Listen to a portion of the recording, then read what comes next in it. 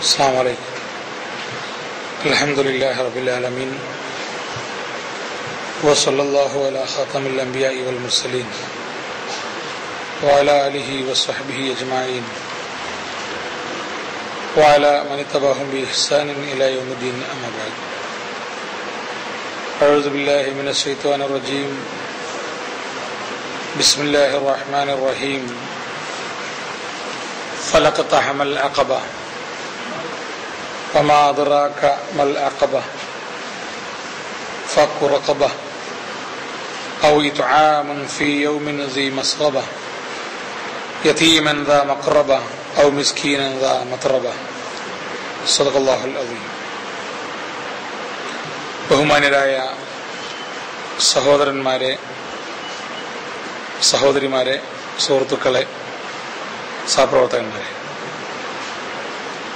അള്ളാഹുവിൻ്റെ അപാരമായ അനുഗ്രഹത്താൽ നമുക്ക് ഒരു റമദാനിൽ കൂടി ഇവിടെ ഒരുമിച്ച് കൂടാൻ ഭാഗ്യം സിദ്ധിച്ചിരിക്കുകയാണ്. നമ്മളുടെ ഈ ഒരുമിച്ച് കൂടൽ അള്ളാഹു സുബ്ഹാനഹു വ തആല ഒരു സ്വാലിഹായ അമലായി നമ്മളിൽ നിന്നും സ്വീകരിക്കുമാറാവട്ടെ. അവന്റെ ജന്നാത്തുൽ ഫിർദൗസിൽ ഇതുപോലെ അവൻ നമ്മളെല്ലാവരെയും ഒരുമിച്ച് കൂട്ടിത്തരികയും ചെയ്യുമാറാവട്ടെ. വളരെയധികം പ്രയാസങ്ങളും പ്രതിസന്ധികളും നിറഞ്ഞ ഒരു കാലഘട്ടത്തിലാണ് നാം ജീവിച്ചുകൊണ്ടിരിക്കുന്നത്.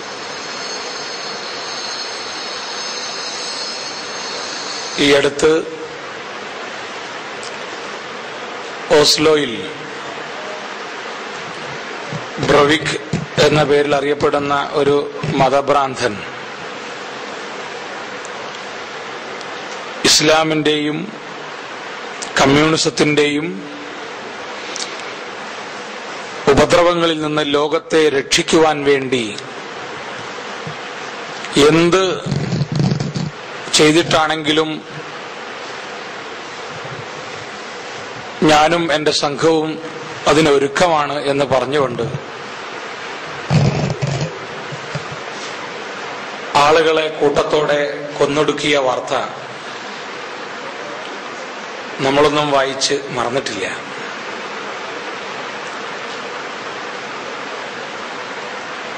ഇസ്ലാമിനെയും മുസ്ലിങ്ങളെയും ശത്രുതയോടെ കാണുകയും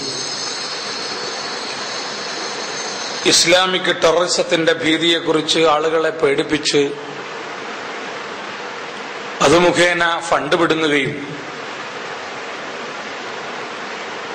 മില്യൺ കണക്കിന് ഡോളറുകൾ ഇസ്ലാമിന്റെ ഭീഷണിയെ ചെറുക്കാൻ എന്ന വ്യാജേന പിരിച്ചെടുത്ത് കടലാസ സംഘടനകളിൽ വിരാജിക്കുകയും ചെയ്യുന്ന ഒരുപാട് ആളുകൾ അമേരിക്ക, ബ്രിട്ടൻ പോലെയുള്ള രാജ്യങ്ങളിൽ ഇപ്പോഴുണ്ട്. നമ്മുടെ മലയാളക്കരയിൽ വരെ മുസ്ലിങ്ങൾ കുഴപ്പക്കാരാണ്, മുസ്ലിങ്ങൾ പ്രശ്നക്കാരാണ് എന്ന നിലക്കുള്ള ചർച്ചകൾ പ്രധാനമന്ത്രിക്ക് കമ്പി അടിച്ചത് മുസ്ലിം ചെറുപ്പക്കാരനാണെങ്കിൽ തീവ്രവാദിയും, മുസ്ലിം അല്ലാത്ത ഒരാളാണെങ്കിൽ മനോരോഗിയും ആണ് എന്ന നിലയിൽ ചിത്രീകരിക്കപ്പെട്ടുകൊണ്ടിരിക്കുന്ന ഒരു കാലഘട്ടത്തിലാണ് നാം കാരുണ്യത്തിന്റെ മതം എന്ന വിഷയം ചർച്ച ചെയ്യുന്നത്. അതിനിടയ്ക്ക് ആമുഖമായി പറയാനുള്ളത്, ഞാൻ സാധാരണ ചെയ്യാറുള്ള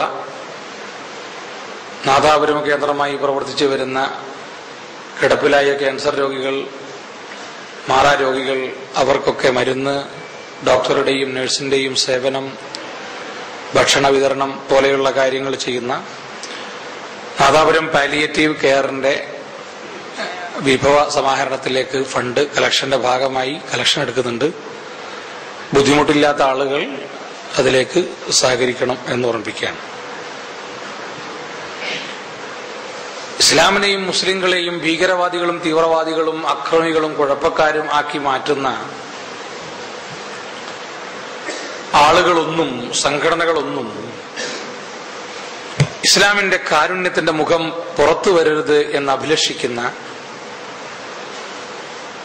ആഗ്രഹിക്കുന്ന ആളുകളല്ല. കമല സുരയ്യ ഇസ്ലാമിലേക്ക് വരാൻ കാരണമായത് പരമകാരുണ്യവാനായ ഒരു ദൈവത്തെ കൂട്ടുകാരനായി കിട്ടി എന്റെ വിഷമങ്ങളും പ്രയാസങ്ങളും ഇറക്കി വെക്കാൻ ഒരാളെനിക്കുണ്ട് എന്ന തോന്നലാണ് ഇസ്ലാമിലേക്ക് വരാൻ കാരണമായി പറഞ്ഞിരുന്നത്. റഹ്മാൻ, പരമകാരുണ്യവാനായ തമ്പുരാൻ. ആ കമലാ സുരയ്യ മരിച്ചപ്പോൾ മുസ്ലിങ്ങൾ എന്തൊക്കെയാണ് കാട്ടിക്കൂട്ടുക? ഹിന്ദു വീട്ടിൽ മുസ്ലിം മയ്യത്ത് സൂക്ഷിച്ച് ഇസ്ലാം മത ആചാരപ്രകാരം മുസ്ലിങ്ങൾ കുളിപ്പിച്ച് മറമാടിക്കഴിഞ്ഞാൽ കേരളത്തിൽ ഒരുപാട് പ്രശ്നങ്ങൾ ഉണ്ടാകും എന്നൊക്കെ പലരും പറയുകയും പേടിപ്പിക്കുകയും ഒക്കെ ചെയ്തപ്പോ അള്ളാഹുവിന്റെ അനുഗ്രഹത്താൽ കാര്യമായ പ്രയാസങ്ങളൊന്നും ഇല്ലാതെ കമലാ സുരയ്യ ആഗ്രഹിച്ച പോലെ ഇസ്ലാം മതം അനുശാസിക്കുന്ന രൂപത്തിൽ തന്നെ ആ മയ്യത്ത് തിരുവനന്തപുരത്ത് പാളയംപള്ളിയുടെ അടുത്തുള്ള മണ്ണിൽ മറമാടപ്പെട്ടു. ഒന്നും കേരളത്തിൽ സംഭവിച്ചിരുന്നില്ല. ആ കാലഘട്ടത്തിൽ കമലാ സുരയ്യയുടെ മകൻ പറഞ്ഞതായി വന്ന ഒരു വാർത്തയുണ്ടായിരുന്നു. ഞങ്ങൾ കേട്ടതല്ല, ഞങ്ങൾ അറിഞ്ഞതല്ല, ഞങ്ങൾ മനസ്സിലാക്കിയതല്ല ഇസ്ലാമും മുസ്ലിങ്ങളും എന്ന് ഞങ്ങൾക്ക് ഈ മറമാടലിലൂടെയാണ് മനസ്സിലായത്. ലോകത്തിൽ ആദ്യമായി രണ്ട് മതക്കാർ, ഹിന്ദുക്കളും മുസ്ലിങ്ങളും ഒരുമിച്ച്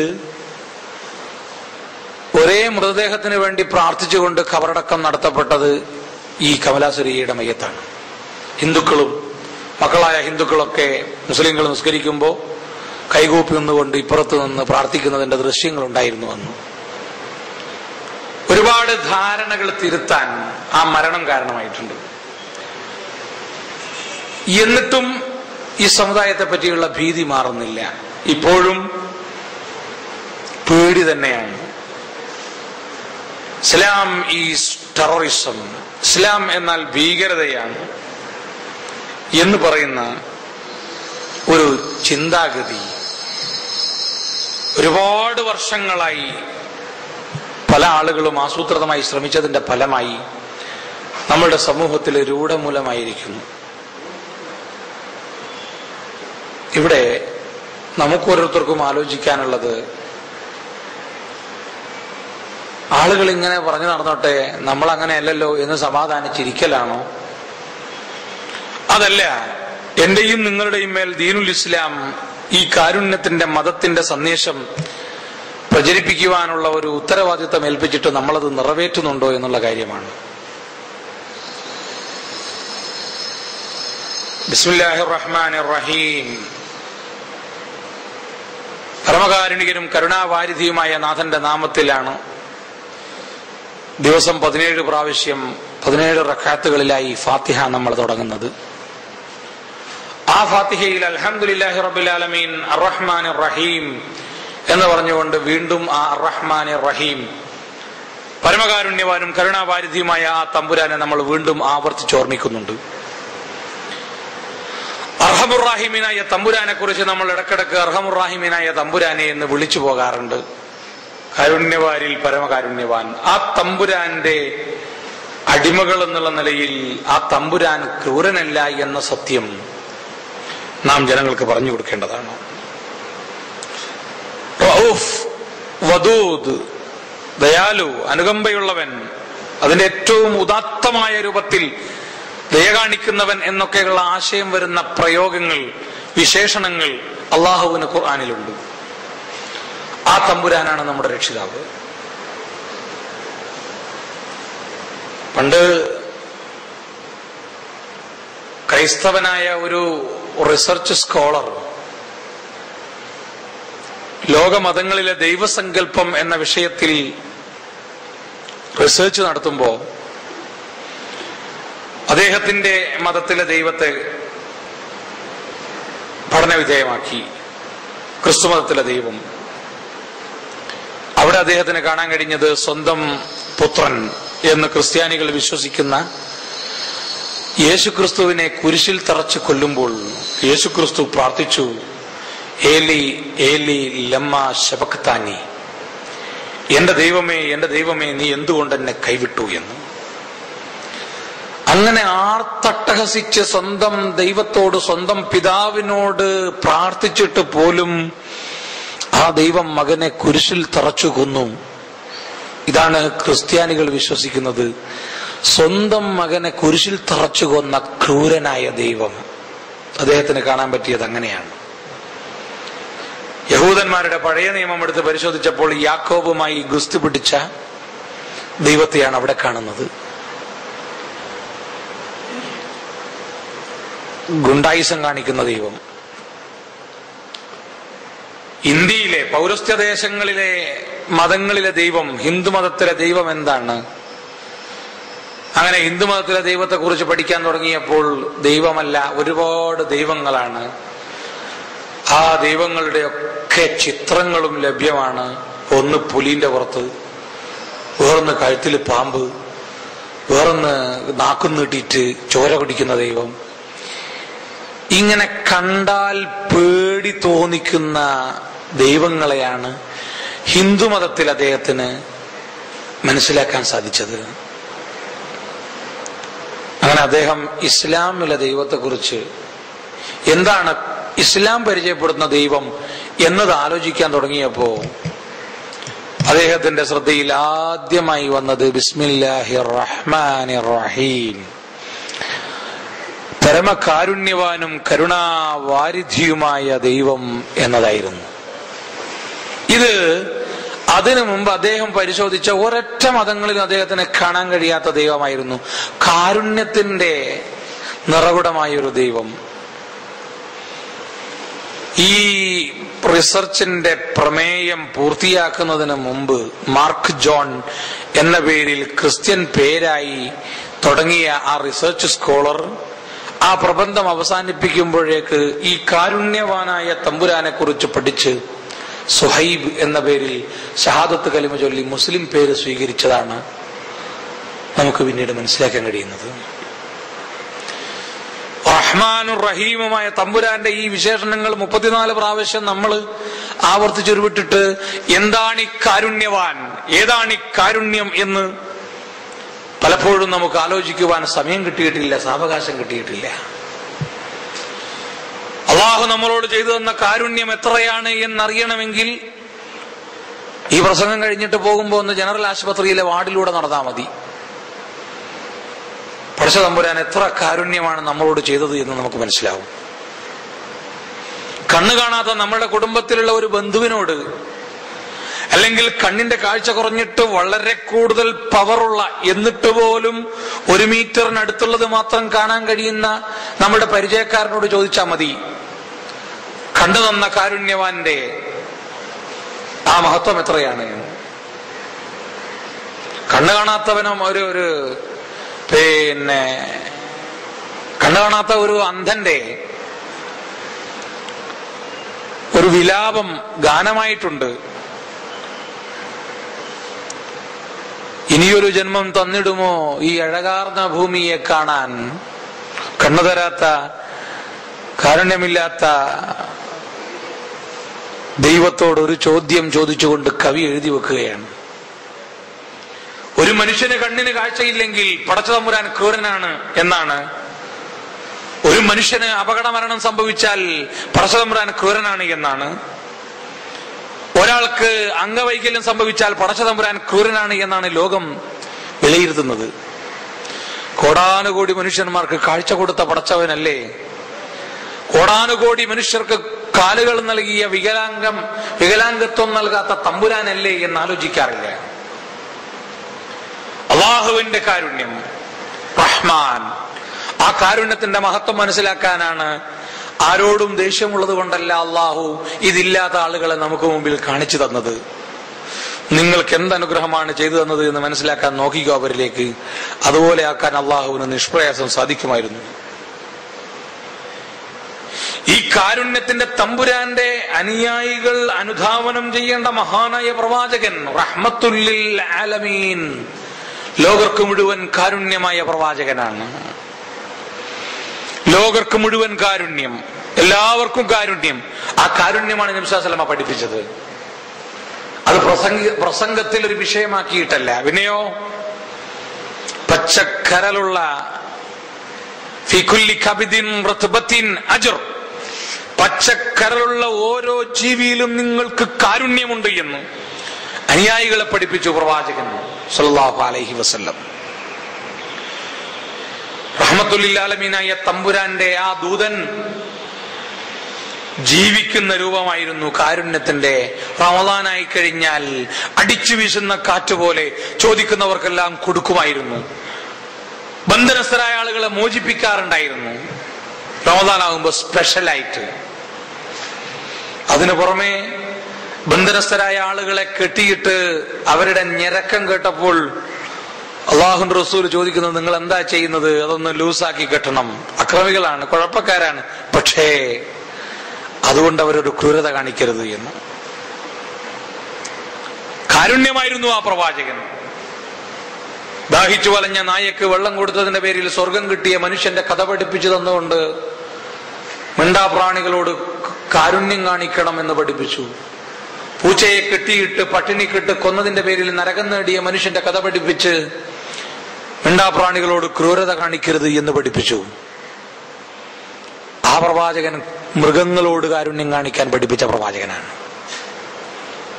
കുരുവിക്കുഞ്ഞുങ്ങളെ പ്രവാചകന് ലവ് ബേർഡ്സ് എന്ന പേരിൽ ഉപഹാരമായി തുണിയിൽ പൊതിഞ്ഞ് കൊണ്ടുവന്ന സഹാബിയോട് പുഞ്ചിരിച്ചുകൊണ്ട് നബി സല്ലല്ലാഹു അലൈഹി വസല്ലം ചോദിക്കുന്നത്, നിനക്ക് എന്നെ സന്തോഷിപ്പിക്കണം എന്നുള്ള ആഗ്രഹത്തിലാണോ നീ ചെയ്തത്? അതേ പ്രവാചകരെ, താങ്കളോടുള്ള ഇഷ്ടം കൊണ്ടാണ് ഞാൻ ഒരുപാട് കൊത്തു സഹിച്ച് ഈ പക്ഷിക്കുഞ്ഞുങ്ങളെ പൊത്തിൽ നിന്ന് കൊണ്ടുവന്നത്. റസൂലുള്ളാഹി പറഞ്ഞു, എന്നാൽ നീ ആ കുഞ്ഞുങ്ങളെയും കൊണ്ട് തുണിയിൽ ഇങ്ങോട്ടേക്ക് പോന്നപ്പോൾ നിന്റെ പിറകെ എന്റെ കുഞ്ഞുങ്ങളെ എവിടേക്കാണ് കൊണ്ടുപോകുന്നത് എന്ന ദയനീയമായ വിലാപത്തോടെ വന്നുകൊണ്ടിരിക്കുന്ന ആ തള്ളപ്പക്ഷിയെ നീ നോക്കൂ. സഹാബി തിരിഞ്ഞു നോക്കുന്നു, തള്ളപ്പക്ഷിയെ കാണുന്നു. എന്റെ സന്തോഷമാണ് നിനക്ക് വേണ്ടത് എങ്കിൽ എവിടെ നിന്നാണോ നീ എടുത്തുകൊണ്ടുവന്നത് അവിടെ കൊണ്ടുപോയി ഇതിനെ നിക്ഷേപിക്കൂ. അതാണ് എന്റെ സന്തോഷം, അതാണ് എന്റെ സന്തോഷം. ആ കാരുണ്യത്തിന്റെ പ്രവാചകൻ, മഹാനായ പ്രവാചകൻ സല്ലല്ലാഹു അലൈഹി വസല്ലം. നമ്മൾ ആലോചിക്കണം, നമ്മൾ ആരെങ്കിലും അത് ആലോചിക്കാറുണ്ടോ? നമ്മൾ ആരെങ്കിലും അങ്ങനെ ചിന്തിക്കാറുണ്ടോ? ഒരു പക്ഷിയുടെ ദുഃഖം. അറബികൾക്കൊരു സ്വഭാവം ഉണ്ടായിരുന്നു, അമ്പെയ്ത്ത് പരിശീലിക്കൽ. എങ്ങനെ? നമ്മൾ ഒളിമ്പിക്സിലൊക്കെ വെക്കുന്ന പോലെ ഒരു ബോർഡ് വെച്ചിട്ട് അതിന്റെ സെന്ററിൽ ഒരു സ്പോട്ട് വെച്ചിട്ട് അതിൽ അമ്പെയ്തിട്ട് പഠിക്കലല്ല. പിന്നെയോ പക്ഷികളെ കാലിൽ കയറി കെട്ടിയിട്ട് മരക്കൊമ്പിൽ കെട്ടിയിടുക. എന്നിട്ട് പക്ഷി ഇങ്ങനെ കാല് കെട്ടിയ അറിയില്ലല്ലോ, മൂപ്പരിങ്ങനെ പറക്കും മുകളിലേക്ക്. കെട്ടിയ കയറ് നീണ്ടു പോയി പിന്നെ മൂപ്പർക്ക് പറക്കാൻ കഴിയില്ല, രക്ഷപ്പെടാൻ കഴിയില്ല. കുറെ തളരുമ്പോ വന്നിരിക്കും. പിന്നെയും കുറച്ച് കഴിഞ്ഞ് രക്ഷപ്പെടണം എന്നുള്ള ഉദ്ദേശത്തിൽ മൂപ്പര് പറക്കും.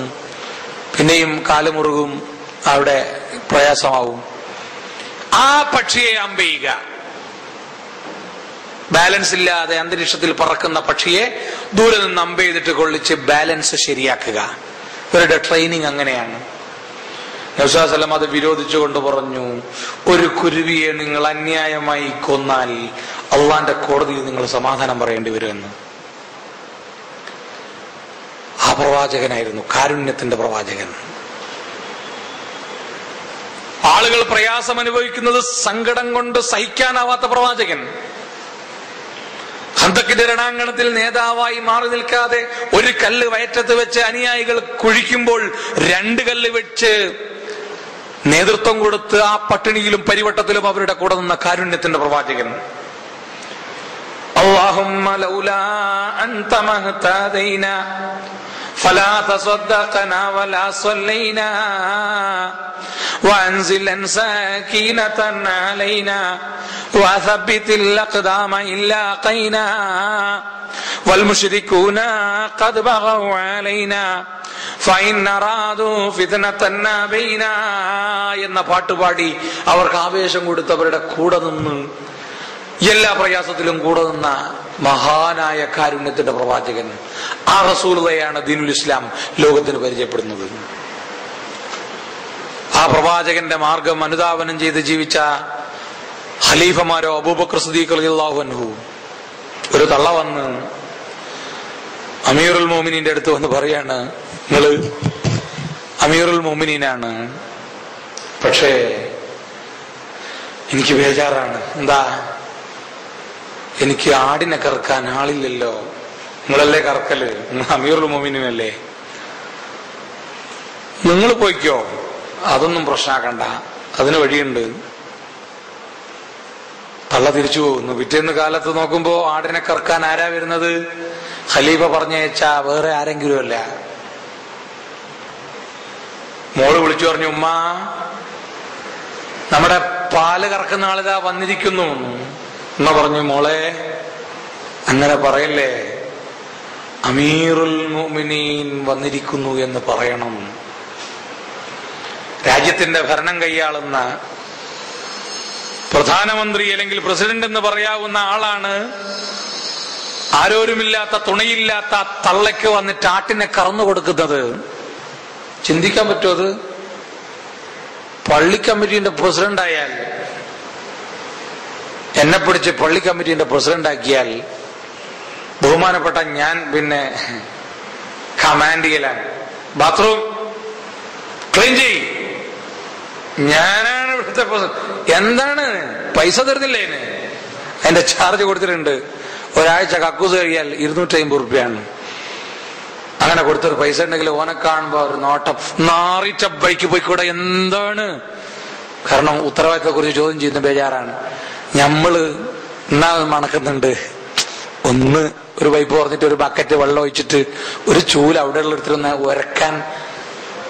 പള്ളി കമ്മിറ്റിയുടെ പ്രസിഡന്റ് തന്നെ അറിയാലോ, കുറച്ച് പൈസ ചിലപ്പോ കൂട്ടിയിട്ട് വരും, ആൾക്കാരോട് പൈസ പിരിക്കേണ്ടി വരും. പിന്നെ ഖതീബത്തില്ല ഒന്ന് ബേജാറാണ്ട് ഒരു കാര്യം മാത്രമാണ്. വേറെ പള്ളി കമ്മിറ്റിയുടെ പ്രസിഡന്റ് തന്നാൽ പോലീസ് സ്റ്റേഷൻ, ഈയാണ് പള്ളി കമ്മിറ്റിയുടെ, ഈയാണ് അവിടെ നല്ല കുഴപ്പത്തിന് നേരത്തെ കൊടുക്കുന്നത്, കേസൊന്ന് ചാർജ് വകുപ്പ് 302 കൂട്ടിത്തരാന്ന് പറയാന്നല്ലാണ്ട് ദുനിയാവിൽ കാര്യമൊന്നും ഇങ്ങനെ കിട്ടാനില്ല, പടച്ചോന്റെ അടുത്തുനിന്ന് കിട്ടാനുള്ളൂ. അത് തന്നെ നമ്മൾ ആളുകളെ ഈ പള്ളി കമ്മിറ്റിന്റെ പ്രസിഡന്റിനാ മറ്റേ പള്ളി കമ്മിറ്റിന്റെ പ്രസിഡന്റിനെ കണ്ടുകൂടിയായിരിക്കും. അങ്ങനെ മൂപ്പര് അതുവരെ നല്ല ലോകത്തിലാണ്. ഈ അവിടുത്തെ പ്രസിഡന്റ് ആയോടുകൂടി ഇനിയും ഞാനായിട്ടുള്ള എല്ലാ ബന്ധവും, അതാണല്ലോ നമ്മളുടെ ബന്ധത്തിന്റെ അടക്കം കഥ. അതുവരെ നമുക്ക് കഴിയില്ല. ഒരു നമ്മുടെ വീട്ടിലെ ബാത്റൂം വരെ ക്ലീൻ ചെയ്യാൻ നമുക്ക് ചിലപ്പോൾ കഴിയാറില്ല. വീടെടുത്ത് അത് കെട്ടികളുണ്ട്, സെർവന്റ് ഉണ്ട് എന്നുള്ള കോലത്തിലാണ് നമ്മളുള്ളത്. രാജ്യം ഭരിക്കാൻ ചാൻസ് കിട്ടിയിട്ടാണ് ഈ ചെയ്യുന്നത്. കാരുണ്യമാണ് അതിന്റെ പിന്നിൽ, സ്നേഹമാണ് അതിന്റെ പിന്നിൽ, സാന്ത്വനമേകണം എന്നുള്ള മനോഭാവമാണ്. എന്നിട്ടൊരു ഈ അബൂബക്കർ പിന്നെ ഖലീഫയായ ശേഷം നബി സ്വല്ലല്ലാഹു അലൈഹി വസല്ലം മരിച്ചല്ലോ. ഖലീഫയെ കൊല്ലാൻ വേണ്ടി ശത്രുക്കൾ വന്നിട്ടുണ്ടെന്നുള്ള വിവരം കിട്ടി ഉമർ റളിയല്ലാഹു അൻഹു. അങ്ങനെ ആരെങ്കിലും വരുന്നുണ്ടോ കൊല്ലാൻ, ഏതെങ്കിലും രാജ്യത്തിലെ അവരിൽ ആരെങ്കിലും വരുന്നുണ്ടോ എന്ന് പറയുമ്പോഴാണ്, അങ്ങനെ ഉമർ റളിയല്ലാഹു അൻഹു ഒക്കെ ബേജാറായി ഇങ്ങനെ നടക്കുമ്പോഴാണ് ഒരാള് കുതിരപ്പുറത്ത് ഇങ്ങനെ സ്പീഡ് പോകുന്നതാണ്. രാത്രി ആരാന്നറിയുന്നില്ല, എവിടുന്നാണ്.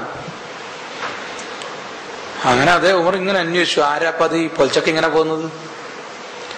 അങ്ങനെ പോയി 1-2 ദിവസം ഉമർ ഇങ്ങനെ നടന്ന് അവസാനം ഒരു തള്ളയുടെ വീട്ടിലെത്തി. നോക്കുമ്പോ തള്ളക്ക് ആരുമില്ല, കണ്ണ് കാണുന്നില്ല, ചെവി മര്യാദക്ക് കേൾക്കില്ല. അങ്ങനെയുള്ളൊരു തള്ളയാണ്. നോക്കുമ്പോ അവിടെ എല്ലാ കാര്യവും റെഡിയാക്കി ചെയ്തു വെച്ചിട്ടുണ്ട്. അപ്പൊ ഉമർ ചോദിച്ചു, അല്ല നിങ്ങൾക്ക് ആരാ ഉള്ളത്? അങ്ങനെല്ലാം കൂടി തള്ള പറഞ്ഞു, ആരാന്ന് എനിക്കറിയില്ല മോനെ, എനിക്ക് ആരും ഇല്ല. പക്ഷെ ഒരാള് വന്നിട്ട് എല്ലാ കാര്യവും ചെയ്തു തരും. ഞാൻ ഈ കിടന്നിടത്ത് തന്നെയാണ് മൂത്രമൊഴിക്കല്, മലമൂത്ര വിസർജനമൊക്കെ, അതൊക്കെ തുണിയൊക്കെ എടുത്ത് കഴുകി അലക്കി വൃത്തിയാക്കാൻ അവിടെ ഉണക്കാനിടും. എന്നിട്ട് വേറെ ഉണങ്ങിയ ഡ്രസ്സ് എടുത്തിട്ട് എനിക്ക് പൊതിപ്പിച്ചു തരും, ഉടുപ്പിച്ചു തരും. എന്നിട്ട് എനിക്ക് പിറ്റേന്ന് വരെ ആവശ്യമുള്ള വെള്ളം, ഈത്തപ്പഴം, ഭക്ഷണം ഇതൊക്കെ എനിക്ക് കയ്യെത്തുന്ന ദൂരത്തിൽ അവിടെ വെച്ച്, ഇതിവിടെ ഉണ്ടേ, ഇത് വെള്ളം, മറ്റേ ഈത്തപ്പഴം എന്നിങ്ങനെ തൊട്ട് എനിക്ക് എത്തുന്ന രൂപത്തിൽ വെച്ച് തന്നിട്ട് അങ്ങ് പോവും. ആരാ? എനിക്ക് അറിഞ്ഞൂടാന്ന്. എന്നാ പിന്നെ മൂപ്പരൊന്ന് സഹായിക്കാന്ന് വെച്ചിട്ട് ഉമർ റളിയല്ലാഹു അൻഹു പിറ്റേന്ന് പിന്നെ നേരത്തെ വരുമ്പോ കാണുന്നില്ല. ഈ രണ്ട് സംഭവങ്ങൾ ഒരുമിച്ചാണ്. ഖലീഫയെ കൊല്ലാൻ ആരോ വരുന്നു, ഈ തള്ളയെ ഇങ്ങനെ കാണുന്നു. എന്നാ പിന്നെ ഇയാളൊന്ന് പിടിച്ചിരുന്ന കാര്യം, അങ്ങനെ ആരാപ്പ നമ്മളെക്കാളും മുമ്പേ വന്ന് ചെയ്യുന്നത് എന്ന് കരുതിയിട്ട് പിറ്റേന്ന് കുറേ കൂടി നേരത്തെ വന്ന് നോക്കുമ്പോ അടുക്കള മുപ്പര ആ തള്ളയുടെ വീട്ടിൽ നിന്ന് പാത്രം അങ്ങോട്ട് എടുത്തു വെക്കുന്ന സൗണ്ട്, ഒരാൾ നടക്കുന്ന സൗണ്ട്, ഇതൊക്കെ കഴിഞ്ഞ് ഏതായാലും ഇപ്പൊ ഇറങ്ങി വരുമല്ലോ. ഇറങ്ങി വന്ന അസ്സലാമു അലൈക്കും. വഅലൈക്കും അസ്സലാം എന്ന് ഉമർ പറഞ്ഞ്, എന്റെ മനസ്സെന്നോട് പറഞ്ഞിരുന്നു നിങ്ങളെ എന്റെ മുമ്പേ ഇവിടെ എത്തുള്ളൂ എന്ന്. എന്റെ മുമ്പേ എത്തേണ്ടിക്കണ്ടേ ഇങ്ങൊക്കെ ആവുള്ളൂ എന്ന് എനിക്ക് തോന്നലുണ്ടായിരുന്നു. അതാണ് കാരുണ്യം. കിടപ്പിലായ ഒരു രോഗിക്ക് പാലിയേറ്റീവ് കെയർ ഉണ്ടാകുന്നതിന്റെ 14 നൂറ്റാണ്ട് മുമ്പ് എങ്ങനെ പരിചരണം കൊടുക്കണം എന്ന് കാണിച്ചു കൊടുക്കാണ്. എന്നിട്ട് അതിന്റെ ഫോട്ടോ ഉണ്ടോ, പരസ്യമുണ്ടോ? 2 കിലോ അരി കൊടുക്കുകയാണെങ്കിൽ 40 ആള് സ്റ്റേജും വന്ന് ഗുസ്തി കളിച്ചിട്ട് ഇടിഞ്ഞ് പൊളിഞ്ഞ് സൈഡ് വീഴുന്ന ലോകത്താണ് നമ്മൾ ജീവിക്കുന്നത്. പുരോഗതി കുറച്ചുണ്ട്. പണ്ടൊക്കെ ആട്ടിനെയായിരുന്നു കൊടുക്കൽ. നിങ്ങൾക്ക് ഓർമ്മ ഉണ്ടോ രംഗം? പണ്ട് ഒരു തമാശ പറഞ്ഞിട്ടുണ്ട്. ബഹുമാനപ്പെട്ട പ്രസിഡന്റ് ആട് വിതരണം ചെയ്യുന്നു. എന്റെ ഒരു ആടും ഒരു പ്രസിഡന്റിന്റെ താടിയും കാണാം. ആടേതാണ് താടി ഏതാന്ന് മനസ്സിലാവൂല. അതിന്റെ അടുക്ക കുറെ മനുഷ്യന്മാരും ഇതിൽ ആടുണ്ടോ ഇത് എന്നാ കൊടുക്കുന്നതെന്ന് പോലും മനസ്സിലാകാത്ത ഫോട്ടോ വരാൻ വേണ്ടിയിട്ടാണ് ഈ ഗുസ്തി മുഴുവൻ കളിക്കാറുണ്ട്. അങ്ങനത്തെ കാലം കഴിഞ്ഞു പോയിരുന്നു. എന്റെ നാട്ടിന്റെ ഒരു 10-18 കിലോമീറ്റർ അപ്പുറമുള്ള ഒരു സ്ഥലത്ത് ഒരു മന്ത്രി വന്ന പരിപാടിയുടെ നോട്ടീസില് ആ പാർട്ടിയുടെ പ്രധാനപ്പെട്ട ഒരുത്തന്റെ പേര് അച്ചടിക്കാൻ വിട്ടുപോയി. അത് പിന്നെ മധ്യസ്ഥാക്കി എങ്ങനെയാണെന്നറിയാം നിങ്ങള്? എന്തോ ഒരു നല്ല കാര്യത്തിന് ഉദ്ഘാടനം ചെയ്യാൻ മന്ത്രി വന്നാണ്. ഇതിൽ മൂപ്പരെ പേരില്ല. അപ്പൊ അതോട് ഭയങ്കര പ്രശ്നമായി. എന്ത് വകയിൽ പേര് മനഃപൂർവ്വം ഒഴിവാക്കിയാണ്. അത് ഗ്രൂപ്പിസാണ്. ഞാൻ ഇന്നാളത്തെ യോഗത്തിൽ അഭിപ്രായം പറഞ്ഞുകൊണ്ട് അങ്ങനെ ചെയ്താൽ പറഞ്ഞ് ഭയങ്കര പ്രശ്നമായി. അവസാനം അത് മധ്യസ്ഥാക്കിയത് ബഹുമാനപ്പെട്ട മന്ത്രി വേദിയിലിരിക്കുന്ന സമയത്ത് 3 പ്രാവശ്യം നിന്റെ പേര് പറഞ്ഞിട്ട് അനൗൺസ് ചെയ്യുന്നതാണ്. അങ്ങനെയാണ് അത് മസലത്താക്കിയത്. അവസാനം മൂപ്പര് സമ്മതിച്ചു. അപ്പൊ മന്ത്രി ആരാണ് ഇവൻ പുലിയാണെന്നുള്ള കോലത്തിൽ ഇവനൊന്നും അറിയില്ല. അപ്പം ബഹുമാനപ്പെട്ട മന്ത്രി ഇരിക്കുമ്പോ പറഞ്ഞ പോലെ ബഹുമാനപ്പെട്ട ജനാബ്, ഉദാഹരണത്തിന് പേര് പറയാണ് ജാഫർ സാഹിബ്, ഉടൻ വേദിയിലെത്തേണ്ടതാണ്. ബഹുമാനപ്പെട്ട ജാഫർ സാഹിബ് ഉടൻ വേദിയിലെത്തേണ്ടതാണ്. പരിസരത്ത് എവിടെയെങ്കിലും ഉണ്ടെങ്കിൽ എത്രയും പെട്ടെന്ന് വേദിയിൽ ജാഫർ സാഹിബ് എത്തേണ്ടതാണ്. അപ്പം മന്ത്രിക്ക് തിരിയല്ലോ ജാഫർ സാഹിബ് എന്ന് പറഞ്ഞ ഒരാളുണ്ട്. അപ്പൊ കുറച്ച് കഴിഞ്ഞ അപ്പുറത്തുനിന്ന് ജയിന്റെ അപ്പുറത്ത് തന്നെ മൂപ്പര് നല്ല കാര്യമായിട്ട് എന്തിനാ എന്നെ വിളിച്ചത്, എനിക്ക് വേണ്ടായിരുന്നല്ലോ, ഞാൻ അവിടെ ഇരിക്കുവാനുള്ള നാട്യത്തില് ഇതിനു വേണ്ടിയിട്ടാണ് ഈ കളി മുഴുവൻ, ഒന്നവിടെ വന്നിരിക്കാൻ. അങ്ങനെ ഷോ വർക്കിന്റെ കാലത്ത് നമ്മൾ ജീവിക്കുന്നത്. ഇവിടെയാണ് ഈ കാരുണ്യം അബൂബക്കർ കാണിച്ചു തരുന്നത്. രോഗികളോട് എങ്ങനെ, ഇല്ലാത്തവരോട് എങ്ങനെ. അത് കഴിഞ്ഞ് ഉമർ റളിയല്ലാഹു വരുന്നു. കാരുണ്യത്തിന്റെ പ്രവാചകന്റെ സ്കൂളിൽ പഠിച്ച ആളുകൾ, മദ്രസയിൽ പഠിച്ച ആളുകൾ. ഉമർ റളിയല്ലാഹു എന്ന് പറയുമ്പോഴത്തേക്ക് എത്ര കഥയാ നമ്മളുടെ മനസ്സിൽ വരുന്നത്. കാരുണ്യത്തിന്റെ എത്ര കഥ. നമ്മള് റമദാൻ മാസമാണ് കാരുണ്യത്തിന്റെ മതം ചർച്ച ചെയ്ത് ഞാൻ പോന്ന പോക്കില് സെയ്താർ പള്ളീന്റെ ആടെ നോക്കുമ്പോ ഒരു ചെറിയ ചാർപ്പായി വലിച്ചു കെട്ടിയിട്ടുണ്ട്. ഒരു അണ്ണാച്ചി കേബിൾ ഒഴിക്കാൻ വന്നാണ്. ഇപ്പൊ ഒരു ഭാര്യയുണ്ട്. ഭാര്യക്ക് പ്രസവ വേദന, എന്താ വേണ്ടെന്നറിയില്ല. കേബിൾ ഒഴിക്കാൻ വന്ന കക്ഷി കേബിൾ ഒഴിക്കാൻ പോയിരിക്കാന്ന്. നമ്മളിതിങ്ങനെ കറിഞ്ഞ് ഒന്ന് നോക്കി, അമ്മ ആരെങ്കിലും സഹായിക്കുമാന്ന് പറഞ്ഞു. നമ്മള് നല്ല കൂളായിട്ട് നോമ്പൂർക്കും പൊരലെത്തിക്കില്ലെങ്കിൽ സംഭവം നടക്കൂല. ഒന്നും ഞാൻ കണ്ടിട്ടില്ല കേട്ടിട്ടില്ല എന്ന് പറഞ്ഞു വളരെ ഇടത്തോട്ട് പാറാല് ചൊക്കളി പെരിങ്ങത്തൂര് വാണിമേലേക്ക് വളരെ കൂളായിട്ട് അടുത്ത ബസ്സിന് വരുന്നത്. കാരണം തൊട്ടിൽപ്പാലം ബസ്സിന് നിൽക്കുമോ നേരില്ല. അതിന്റെ മുമ്പ് എന്തെങ്കിലും കണ്ടാ പടച്ചോനെ കാണണ്ടേ. അതുകൊണ്ട് പെരിങ്ങത്തൂരേക്ക് എടുത്ത് മാടപ്പൂടി ഇറക്കിയിട്ട് ആടുന്ന കാര്യം ഇത് കാണണ്ടല്ലോ. അല്ല, ഈ പ്ലാനോട് കൂടിയാണ് നമ്മളവിടെ നിൽക്കുക. അല്ലേ? ഉമറുല്ലാഹു ഇങ്ങനെ രാത്രി നടക്കുമ്പോ ഒരു ചെറിയൊരു വെളിച്ചൊക്കെ ഉണ്ട്. അപ്പൊ ആരാ പടച്ചോനെ കുടുങ്ങിയതാണോ നോക്കി ചെന്ന് നോക്കുമ്പോ ഒരു തമ്പ്, ഒരു ചങ്ങായി അങ്ങോട്ടും കൊണ്ട് നടക്കുന്നത്. എന്താ നിങ്ങൾ ഇവിടെ ഒന്ന് മിണ്ടാണ്ട് പോടി ചങ്ങായി, ഇവിടുന്ന് മനുഷ്യനാകെ ബേജാറായിട്ട് നിൽക്കുമ്പോ അല്ല എന്താ ബേജാറ്, ഇവിടെ പെണ്ണുങ്ങൾ അതിൻ്റെ ഉള്ളിൽ നിന്ന് വേദനയായിട്ട് പടക്കുന്ന ഈ ഭർത്താനം പറയുന്നത് എന്നാ ആകട്ടെ തിരിയുന്നില്ല. ആകെ പുരുവാച്ചിലെടുക്കത്താന്നുള്ള കോലത്തിൽ മൂപ്പരിങ്ങനെ ഈ പരുഷമായിട്ട് എന്താ വേണ്ടെന്നറിയാതെ റഫായിട്ട് പെരുമാറി. അതാണോ പ്രശ്നം പറഞ്ഞു ഓടിപ്പോയി. വീട്ടിൽ പോയിട്ട് കെട്ടുകളും കൂട്ടിയിട്ട് വന്ന് അതിന്റെ ഉള്ളിലാക്കി ഇയാളോട് ഇങ്ങനെ സംസാരിക്കാൻ തുടങ്ങി. അപ്പോ പെണ്ണുങ്ങളെ കൂട്ടിയിട്ടാണല്ലോ ഇവൻ വന്ന് ഉപകാരത്തിന് ലേശം ഒന്ന് തണുത്ത് മൂപ്പര് ഓണായിപ്പോയി എന്നുള്ള കോലത്തില്. അങ്ങനെ നിന്നപ്പോ ഇയാളെ സംസാരിച്ച് എന്തൊക്കെ ഇവിടെ ഭരിക്കുന്ന ഉമർ ആള് കുറച്ച് ഭയങ്കര കടുപ്പുള്ളയങ്ങായി അല്ലേ, ഒരു മനുഷ്യന്മാരല്ല കടികടി എന്ന് പറയുന്ന ടൈപ്പാന്നല്ലേ. അങ്ങനെ ഒരു കംപ്ലൈന്റ് മൂപ്പരെ പറ്റി പൊതുവെ ആൾക്കാർ പറയുന്ന കേൾക്കലുണ്ടെന്ന് പറഞ്ഞാല് ഇയാള് അവരെങ്ങനെ എന്തെല്ലോ റഫായിട്ട് ഇങ്ങനെ പറഞ്ഞുകൊണ്ട് ഉമറിന്റെ കുറ്റം പറയുന്നതിന്റെ ഇടക്ക് ഇത് എന്നെല്ലാം പറഞ്ഞു പറയാം. കുറച്ച് പെണ്ണുങ്ങളാക്കുന്ന അകത്തുനിന്ന് അമീറുൽ മോമിനീൻ നിങ്ങളെ ചങ്ങാതിക്ക് സന്തോഷ വാർത്ത അറിയിച്ചേക്കാൻ നല്ലൊരു കുഞ്ഞൻ ജനിച്ചിട്ടുണ്ട്, ആൺകുട്ടിയോ ഏതാന്ന് എനിക്ക് ഓർമ്മയില്ല, നല്ലൊരു ആൺകുഞ്ഞ് ജനിച്ചിട്ടുണ്ട്, സന്തോഷ വാർത്ത അറിയിക്കുന്നു. അന്നേരത്തെ ഇയാള് നോക്കുന്നു ഇവനോടല്ലേ ഞാൻ ഇനി മഹാപോക്ക് എന്നല്ലേ പറഞ്ഞത് നാടൻ ഭാഷയില്.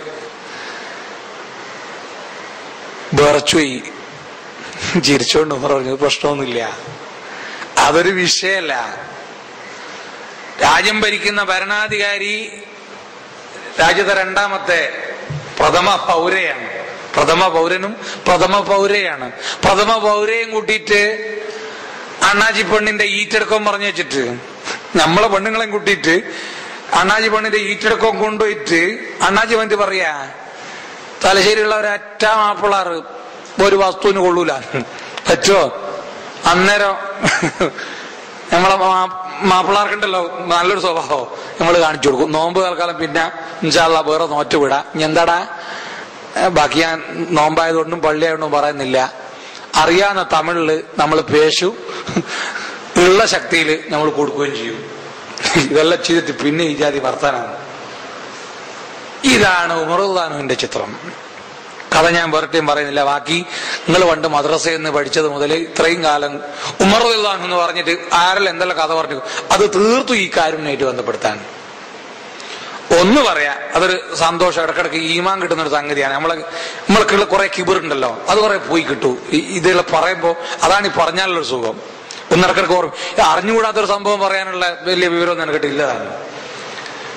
ഒരു അറാബി വന്നിട്ട് ഉമറിനോട് സങ്കടം പറഞ്ഞൊരു കഥയില്ലേ, ഉമറെ എന്റെ കെട്ടിയോക്കും കുട്ടിയോക്കും ഡ്രസ്സില്ലാന്ന്. അത് ഇങ്ങനെ പറയാണ്ട് ഒരു പാട്ട് പാടിയിട്ടാണ്. യാ ഉമർ അൽ ഖൈരി ജുസീതൽ ജന്ന ഉക്സു ബുനയ്യാതി വ ഉമ്മഹുന്ന വകുല്ലനാ മീന സമാനി ജുന്ന അഖ്സംതു ബില്ലാഹി ലതഫഅലന്ന. സ്വർഗം കൊണ്ട് വാഗ്ദാനം ചെയ്യപ്പെട്ട ഉമറെ എന്റെ കെട്ടിയോൾക്കും കുട്ടികൾക്കും നീ വസ്ത്രം ധരിപ്പിക്കണം. ഉമർ ചോദിച്ചു നിന്റെ കെട്ടിയോക്കു നിന്റെ കുട്ടിയോക്കു ഞാൻ വസ്ത്രം ധരിപ്പിക്കണം? ഇതെടുത്ത കഥയാ. ഇതെല്ലാം മാഫല്യഖുനു മാതാ. അങ്ങനെ ഞാൻ ചോദിക്കില്ല എന്താണോ അത്, നീ കെട്ടുമ്പോ ആലോചിക്കണ്ടേ ഡ്രസ് കൊടുക്കണമല്ലോ, എന്നോടാ ചോദിക്കുന്നത്. അപ്പൊ ഇതന്നെ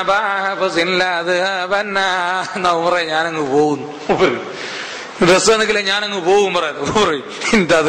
യക്കൂന് മാതാ ഈ പോയാൽ എന്താടോ ഈ പേടിപ്പിച്ചു കൊടുത്ത നമ്മളെടുത്ത പള്ളിയിൽ വന്നിട്ട് ഇങ്ങനെ സ്കെച്ച് പോകുമ്പോ അതൊക്കെ ഞാൻ ഡ്രസ് എടുത്തില്ല, കുറച്ച് പൈസ പൈസ ഒന്നുമില്ല, ചെല്ലുന്നില്ല, 5 പൈസ നിൽക്കില്ല ഞാനങ്ങ് പോകുന്നു. നീ പോവോ പോവാണ്ടിക്കോ എന്ത് വേണം ചെയ്തടാ നീ വേറെ. ഇപ്പോഴത്തെ ഈ ചോദിക്കുന്നവരെല്ലാം കിബറുണ്ടല്ലോ. ഓ പിന്നെ പോട്ടെ, റമദാനാണ് വെള്ളിയാണ് നമ്മൾ പറഞ്ഞിട്ട് വാണ്ടിയ മൊത്തെടുക്കുന്ന കൊടുക്കുക. ഇപ്പോഴത്തെ ഒരാറ്റാഹാമുക്കൊക്കെ ഒരു 4 പൈസ കൊടുക്കരുത്. ഇനി പള്ളി 4 ചോദിച്ചാൽ ഞാൻ കൊടുക്കൂല എന്നുള്ള തീരുമാനം എടുക്കും. അത് എടുത്തിട്ട് നമ്മൾ അവിടെ നിന്ന് ഇറങ്ങിപ്പോവുള്ളൂ. എല്ലാം ഒന്ന് കൊടുക്കൂ, എല്ലാം ഒന്ന് ചോദിക്കും എന്താ മാന്യമായിട്ട് പറയാം.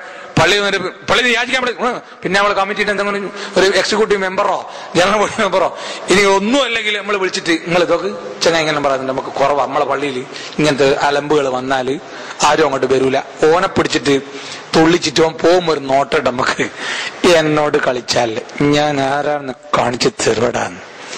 ഇതാണല്ലോ നമ്മൾ കാണിക്കുന്ന സ്വഭാവം. കാണിക്കുക നമ്മളുടെ മനസ്സിൽ ശരിക്കും നമ്മളോട് എടുത്താൽ ആ കോലത്ത് പറഞ്ഞാൽ നമുക്കത് ഉൾക്കൊള്ളാൻ പറ്റൂല. നമ്മൾ മനുഷ്യന്മാരായോണ്ട് അത്ര കടുപ്പുള്ളല്ലേ. പിന്നെ ഉമറൊക്കെ ആയിരുന്നു അങ്ങനെയല്ല. ഉമർ അല്ല നീ പോയാൽ എനിക്കെന്താണ് മാന്യമായിട്ടാ ചോദിച്ചത്. നീ അങ്ങ് പോയാ നീ പോയാൽ എനിക്കെന്താടോന്ന്. അപ്പൊ ഇയാള് പോന്ന പോക്കിൽ തിരിഞ്ഞിട്ട് പറഞ്ഞു തക്കൂനു അൻഹാലീല തുസാലുന്ന യൗമായ ഖൂമുൽ അതിയാതുഹുന്ന വമൗഖിഫുൽ മസ്ഊലു ബൈനഹുന്ന ഇമ്മാ ഇലാ നാരിൻ വ ഇമ്മാ ജന്ന. ഞാനങ്ങ് പോവും പറയേ. പക്ഷെ പോയിട്ട് നമ്മൾ രണ്ടാളും പോകുന്ന ഒരു ലോകം ഉണ്ടല്ലോ. ദാനധർമ്മം ചെയ്ത ആളുകൾ അങ്ങ് സ്വർഗത്തിലേക്കും അത് ചെയ്യാത്ത ആളുകൾ നരകത്തിലേക്കും പോകുന്ന വിചാരണ നാളിൽ എന്നെയും നിന്നെയും അവിടെ ഹാജരാക്കിയിട്ട് അള്ളാഹു ഇത് ചോദിച്ചാൽ, ഈ രംഗം അവിടെ ഹാജരാക്കി നിന്നോട് ചോദിച്ചാൽ അവിടെ കൊടുത്താൽ മതി മറുപടി. ഞാനിതാ പോകുന്നു എന്ന് പറഞ്ഞ ആള് പോയി. താടി രോമങ്ങളിലൂടെ കണ്ണുനീർത്തുള്ളികൾ ഉറ്റി വീണുപോകുമാറ് ഉമറുല്ലാനോട് കരഞ്ഞുപോയി. ആ മനുഷ്യനെ തിരിച്ചു വിളിച്ചു, ഏങ്ങി കരഞ്ഞുകൊണ്ട് വാടോ. എന്നിട്ട് കുപ്പായം എടുത്ത ആ കുപ്പായം അയച്ചും കൊടുത്തു. എന്റെ അടുത്ത് വേറൊരു കുപ്പായം തരാനില്ല, ഇത് തന്നെ എന്റെ മോൻ അബ്ദുള്ളാന്റെ തുണിയും കൂടി കൂട്ടിയിട്ട് അടിച്ചതാണ്, കുറെ അടുത്ത് തുന്നൊക്കെ ഉണ്ട്, ഇത് കൊണ്ടുപോയിട്ടും ആരെന്ന് വെച്ചാ ഉടുപ്പിച്ചോ, വേറൊന്നും തരാനില്ല. അറാബി ഇങ്ങനെ അന്തം വിട്ട് നോക്കുക മോളോട്ട്, ഇതെന്താ നമ്മളെ പാട്ട് പാടിയുണ്ട്, ക്ലിക്കായിട്ടുണ്ട്, എന്റെ പാട്ടിൽ വീണ എന്നുള്ള കോലത്തിലൊരു നോട്ടം നോക്കിയ ഉമർ പറഞ്ഞ്, മോനെ അതൊന്നല്ലേ, ആ ദിവസത്തെ വിചാരിച്ചിട്ടാണ്, നിന്റെ പാട്ട് കേട്ടിട്ടാണ് നീ വിചാരിക്കണ്ട. കാരുണ്യം വരണമെങ്കിൽ ആ ദിവസത്തെ കുറിച്ച് ഓർമ്മിക്കണം. അതാണ് ഉമർ റളിയല്ലാഹുവിന്റെ കാലത്ത് വന്നത്. പിന്നെ അത് കഴിഞ്ഞ് സഹാബിമാരുടെ കാലം. ഇബ്നു അബ്ബാസ് റളിയല്ലാഹു അൻഹു ഒരു സൈനിക നീക്കത്തിന്റെ ഭാഗമായിട്ട്, ഇബ്നു അബ്ബാസ് എന്നാണ് എന്റെ ഓർമ്മ, പേര് ശരിക്കും വരുന്നില്ല, അങ്ങനെ സൈനിക നീക്കത്തിന്റെ ഭാഗമായിട്ട് പോയി ഒരിടത്ത് തമ്പടിച്ചു. തമ്പടിച്ചിട്ട് ഇതൊക്കെ കഴിഞ്ഞ് പോരാൻ നോക്കുമ്പോ ഇയാളുടെ തമ്പിൽ, സേനാനായകന്റെ തമ്പിന്റെ മുകളിൽ ഒരു പ്രാവ് വന്നിട്ട് കൂട് കെട്ടിയിട്ടുണ്ട്. അപ്പോ സേനാനായകൻ ഓർഡർ കൊടുത്തു, ഇവര് പോയിട്ട് അതൊരു തട്ടിട്ട് കൊടുത്തിട്ട് അയക്കാൻ നോക്കുമ്പോൾ പറഞ്ഞു, അഴിക്കരുത്, ആ പ്രാവിനൊന്നും ചെയ്യരുത്, എന്റെ തമ്പ് അവിടെ കിടക്കട്ടെ എന്ന്. എന്റെ തമ്പ് അവിടെ കിടന്നോട്ടെ, ബാക്കിയെല്ലാം അഴിച്ചെടുത്തോ, ഇതുവരെ അത് എന്റെ തമ്പാണ്, ഇപ്പൊ അതൊരു പ്രാവിന്റെ കൂടെ തമ്പാണ്, പ്രാവിന്റെ വീടാണത്, ആ വീട് തകർക്കരുത്. പിന്നെ ആ തമ്പിനെ ചുറ്റിപ്പറ്റി ഒരു നഗരം തന്നെ വളർന്നു വന്നു. ഫുസ്ത്വാത്ത് നഗരം എന്നാണ് ചരിത്രത്തിൽ കൂടാരത്തിന്റെ നഗരം എന്ന് പേര് പറയപ്പെട്ടത് ആ നഗരത്തിനാണ്. നബി സല്ലല്ലാഹു അലൈഹി വസല്ലമയുടെ പക്കൽ നിന്ന് വെളിച്ചം കിട്ടി, അതിന്റെ വെളിച്ചം കിട്ടി, അങ്ങനെ പോരുന്ന തലമുറകളുടെ കയ്യിലാണ് ഈ കാരുണ്യത്തിന്റെ വെളിച്ചം നമ്മൾ കാണുന്നത്. ഇനി ഈ സമുദായം ഇന്ന് നമ്മളെടുത്താണല്ലോ ഉള്ളത്. നമ്മളും അങ്ങനെ തീരെ മോശമൊന്നുമല്ല. നമ്മൾ കാരുണ്യം, നിങ്ങൾക്കറിയോ, കേരളത്തിലെ എല്ലാ മതസംഘടനകളും നടത്തിക്കൊണ്ടിരിക്കുന്ന എല്ലാ സ്ഥാപനങ്ങളും, ജീവകാരുണ്യ പ്രവർത്തനം നടത്തുന്ന എല്ലാ സംരംഭങ്ങളും ഈ ഒരൊറ്റ റമദാൻ മാസത്തിലാണ് ഒരു കൊല്ലത്തേക്കുള്ള ചെലവിന്റെ ബഹുഭൂരിഭാഗം. നമ്മളൊരു പള്ളി ഉണ്ടാക്കിയിട്ട് കട ഉണ്ടെങ്കിൽ അത് പിരിച്ചുണ്ടാക്കുന്നത് റമദാനിലാണ്. ഒരു രോഗി ആംബുലൻസ് വാങ്ങണമെങ്കിൽ അതിനെ തുടങ്ങുന്നത് റമദാനിലാണ്. നമ്മളെ കൂട്ടത്തിലുള്ള ഒരു പാവപ്പെട്ടവന് ഒരു വീട് വെച്ചു കൊടുക്കണമെങ്കിൽ റമദാനിലാണ് നമ്മൾ നമുക്ക് ഇന്ന് നോമ്പിന് വീട് വെച്ചു കൊടുക്കണം കേട്ടോ. നമ്മൾ തീരുമാനിക്കുന്നു. എത്ര വീടുകളിലാണ്, എത്ര ആളുകളുടെ കടമാണ്, എത്ര സംഘടനകളുടെ പ്രവർത്തനമാണ്. റസീറ്റ് കുറ്റികളുടെ ഈ സമുദായം നമ്മൾ എത്രയാ നടത്തുന്നത്? ഈ സമുദായം തന്നെയല്ലേ ചെലവഴിക്കുന്നത്. നോമ്പ് കഴിഞ്ഞിട്ട് ഫിത്ർ സക്കാത്ത് നമ്മളൊരു അരി കൊടുക്കുന്നുണ്ടല്ലോ, 2,200, 2,100 ആയിട്ട് 2,300 ആയിട്ട് അരി കൊടുക്കാറുണ്ട്. 70 ലക്ഷം മുസ്ലിങ്ങളാണ് കേരളത്തിലുള്ളത്. അന്ന് രാവിലെ ജനിച്ച കുഞ്ഞിന് വരെ കണക്കാക്കി നമ്മൾ കൊടുക്കലുണ്ട്. 70 ലക്ഷം മുസ്ലിങ്ങളില് ഒരു 20 ലക്ഷം പുറത്താണ്, പല വഴിക്കായിട്ട്, കേരളത്തിലില്ല. 50 ലക്ഷം മുസ്ലിങ്ങളുടെ അരി, അതൊന്നും നിങ്ങൾ കണക്കൂട്ടി നോക്കുക, അതിനെത്രയാ പൈസ. അത് മാത്രം കണക്കൂട്ടാൽ തന്നെ കോടിക്കണക്കിന് രൂപയുടെ ജീവകാരുണ്യ പ്രവർത്തനമാണ് ഈദുൽ ഫിത്തറിന്റെ ഫിത്ർ സക്കാത്തിലൂടെ മാത്രം നമ്മൾ ചെയ്യുന്നത്. ഫിത്ർ സക്കാത്തിന്റെ അരിക്ക് നമ്മൾ പള്ളിയിൽ എഴുതി വെക്കുമല്ലോ, നോമ്പ് 25, 22 കഴിഞ്ഞാൽ ഫിത്ർ സക്കാത്ത് ഒരാളുടെ വിഹിതം ഇത്ര. നമ്മൾ ഒരു ദിവസം മീൻ വാങ്ങുന്ന പൈസ ഇല്ല, അത് ഒരു ദിവസം ഇറച്ചി വാങ്ങുന്ന പൈസ ഇല്ല ഒരാളുടെ വിഹിതത്തിന്, ഇല്ലേ? ആ കണക്കാണ്. ആ ഫിത്ർ സക്കാത്ത് കൊടുക്കുന്നവരെ നമ്മൾ എത്രയാ കൊടുക്കലുള്ളത്? ആകുന്ന പോലെ വീട്ടിൽ നിന്നാണെങ്കിൽ അങ്ങനെ ചില്ലറയായിട്ട് അവിടെ വെച്ചിട്ടുണ്ട്, വരുന്നവർക്ക് കൊടുക്കാൻ. കീശയിലുണ്ട്, ആകുന്ന പോലെ കൊടുക്കുന്നുണ്ട്. ചിലപ്പോ ആവില്ല, കൊടുക്കൂല. ചിലപ്പോ സുന്നത്ത് നിസ്കരിച്ചിട്ട് ഈ പിന്നെ ചില ആൾക്കാർ ഇരിക്കാണ്ട് പോകുന്നതിന്റെ കാരണം എന്താ? അള്ളാഹ് ചിലപ്പോ കലക്ഷൻ ഉണ്ടാവും, പിന്നെ മൂപ്പരാണ് മുഖപരിചയം ഉണ്ട്, അപ്പൊ കൊടുത്തില്ലെങ്കിൽ വേറെ ബുദ്ധിമുട്ടായിരിക്കും, അപ്പോ തിരക്കായുണ്ടങ്ങ് പോയ ഇങ്ങനെയൊക്കെ നമ്മള് ചിലപ്പോ പൈസ ഇല്ലാത്തതുകൊണ്ട് പ്രസംഗം വരെ കേൾക്കാം പർശ്വനെ എന്നുള്ള വിചാരം ഉണ്ടാവും. അതുകൊണ്ടാണ് ഞാൻ പറഞ്ഞത് കഴിയുന്ന ആളുകൾ മാത്രം സഹായിച്ചാൽ മതി. കാരണം കഴിയാത്തവർക്ക് ബുദ്ധിമുട്ടിൽ സഹായിക്കേണ്ട കാര്യമൊന്നുമില്ല. അള്ളാഹ് നമ്മളോട് കഴിവുപ്പെട്ടതേ ചെയ്യാൻ പറഞ്ഞിട്ടുള്ളൂ. നിങ്ങളില്ലെങ്കിൽ അള്ളാഹ് വേറെ ആരെങ്കിലും നല്ല ആൾക്കാരെ കണ്ട് നമ്മളെ കാര്യം ഇതൊന്നും ഇതുവരെ പൈസ ഇല്ലാത്തതിന്റെ പേരിൽ അങ്ങനെ മുടങ്ങിപ്പോയിട്ടില്ല. ഒരുപാട് മാസത്തിൽ 10-30,000 രൂപ ചെലവ്. നിങ്ങളെ കണക്കൂട്ടി നോക്കുമ്പോൾ 30,000 രൂപേന്റെ അടുത്ത് ചെലവ് വരുന്നുണ്ട്. ഇപ്പൊ ഒരു ദിവസം 1000 രൂപേന്റെ ചെലവേ. എങ്ങനെ ഇതൊക്കെ നടന്നു വന്നത് ഭംഗിയായിട്ട് അള്ളാഹ് നടത്തി പോകുന്നുണ്ട്. അപ്പൊ എന്തെങ്കിലും ആവശ്യം വരുമ്പോ ഒന്ന് ചെന്ന് അതെ അതാ എന്നാ പിടിച്ചോ, ഒരു മാസത്തേക്കുള്ള കിറ്റ് നിങ്ങൾക്ക് 1500 10 കൊടുക്കാൻ. അങ്ങനെ തരാൻ ആൾക്കാർ അള്ളാഹ് മനസ്സിൽ കാരുണ്യം ഇട്ടു കൊടുത്തിട്ടുണ്ട്. ഈ സമുദായം തന്നെയാണ് ഇതിന്റെ ഗുണഭോക്താക്കൾ. ഒരു പക്ഷേ പകുതിയിലധികം അന്യ സമുദായക്കാരാണ്. എന്നിട്ടും നമുക്ക് ഇങ്ങനെ അള്ളാഹു റഹ്മത്ത് ചൊരിഞ്ഞിരുന്നത് ഈ സമുദായത്തിൽ അള്ളാഹു കാരുണ്യം അവശേഷിപ്പിച്ചുകൊണ്ടാണ് നമുക്ക് ഓരോരുത്തർക്കും. ഇനി ദീനുൽ ഇസ്ലാം ഈ കാരുണ്യം ഇങ്ങനെയുള്ള കാര്യത്തിൽ മാത്രമല്ല, ഓരോ മേഖലയിലും മാതാപിതാക്കളോട് പറഞ്ഞു മക്കളോട് കാരുണ്യം കാണിക്കണം. ഹസൻ റളിയല്ലാഹു അൻഹുവിനെയോ മറ്റോ ഒരിക്കലും എടുത്തിട്ട് ചുംബിച്ചപ്പോ അഖ്റ ബിൻ ഹാബിസ് റളിയല്ലാഹു അൻഹു ഉണ്ടായിരുന്നു അടുത്ത്. നബിയേ, നിങ്ങൾ ഇത് പണിയായി എടുക്കുന്നത് എന്താ? നിങ്ങളെന്താ ഈ മക്കളെ ഇങ്ങനെ ഉമ്മ വെക്കുന്നത്, കുട്ടികളെ ഇങ്ങനെ ചുംബിക്കുന്നത് എന്ത് വകയില്ല? കുട്ടികൾ വടക്കായി പോകൂലേ? അപ്പോ നബി സല്ലല്ലാഹു അലൈഹി വസല്ലം മുഖം ചുവപ്പിച്ച് ആ മനുഷ്യനോട് ചോദിച്ചു, ആ സ്വഹാബിയോട് ചോദിച്ച ചോദ്യമുണ്ട്. അള്ളാഹു നിന്റെ മനസ്സിൽ നിന്ന് കാരുണ്യം എടുത്തു കളഞ്ഞാൽ എനിക്കത് തരാൻ പറ്റുമോ? കാരുണ്യമുള്ളവരോടെ അള്ളാഹ് കാരുണ്യം കാണിക്കും. മക്കൾക്ക് കാരുണ്യം കൊടുക്കണം, സ്നേഹം കൊടുക്കണം, ലാളിച്ച് വഷളാക്കണം എന്നല്ല, പറയുമ്പോൾ തന്നെ മൊബൈൽ വാങ്ങിക്കൊടുക്കണം എന്നല്ല. ചോദിക്കുന്നതൊക്കെ 2 പടക്കൽ കൊടുക്കുമ്പോഴത്തേക്ക് ഇന്നാ പിടിച്ചോ എന്ന് പറഞ്ഞ് കൊടുക്കലല്ല. ആവശ്യമുള്ളത് ആവശ്യമുള്ള സ്ഥലത്ത് ആവശ്യമുള്ള സമയത്ത് കൊടുക്കണം. മക്കളോട് സ്നേഹം, കാരുണ്യം, പരിപാലനം. അതുകൊണ്ട് ഒരുപാട് സ്ഥലത്ത് വഖളാ റബ്ബുക അല്ലാ തഅബുദു ഇല്ലാ ഇയ്യാഹു വബിൽ വാലിദൈനി ഇഹ്സാന വബിൽ വാലിദൈനി ഇഹ്സാന. അല്ലാഹ് ഖുർആനിൽ ഒരുപാട് സ്ഥലത്ത് മാതാപിതാക്കൾക്ക് നന്മ ചെയ്യണം നമ്മളോട് പറഞ്ഞിരുന്നുണ്ട്.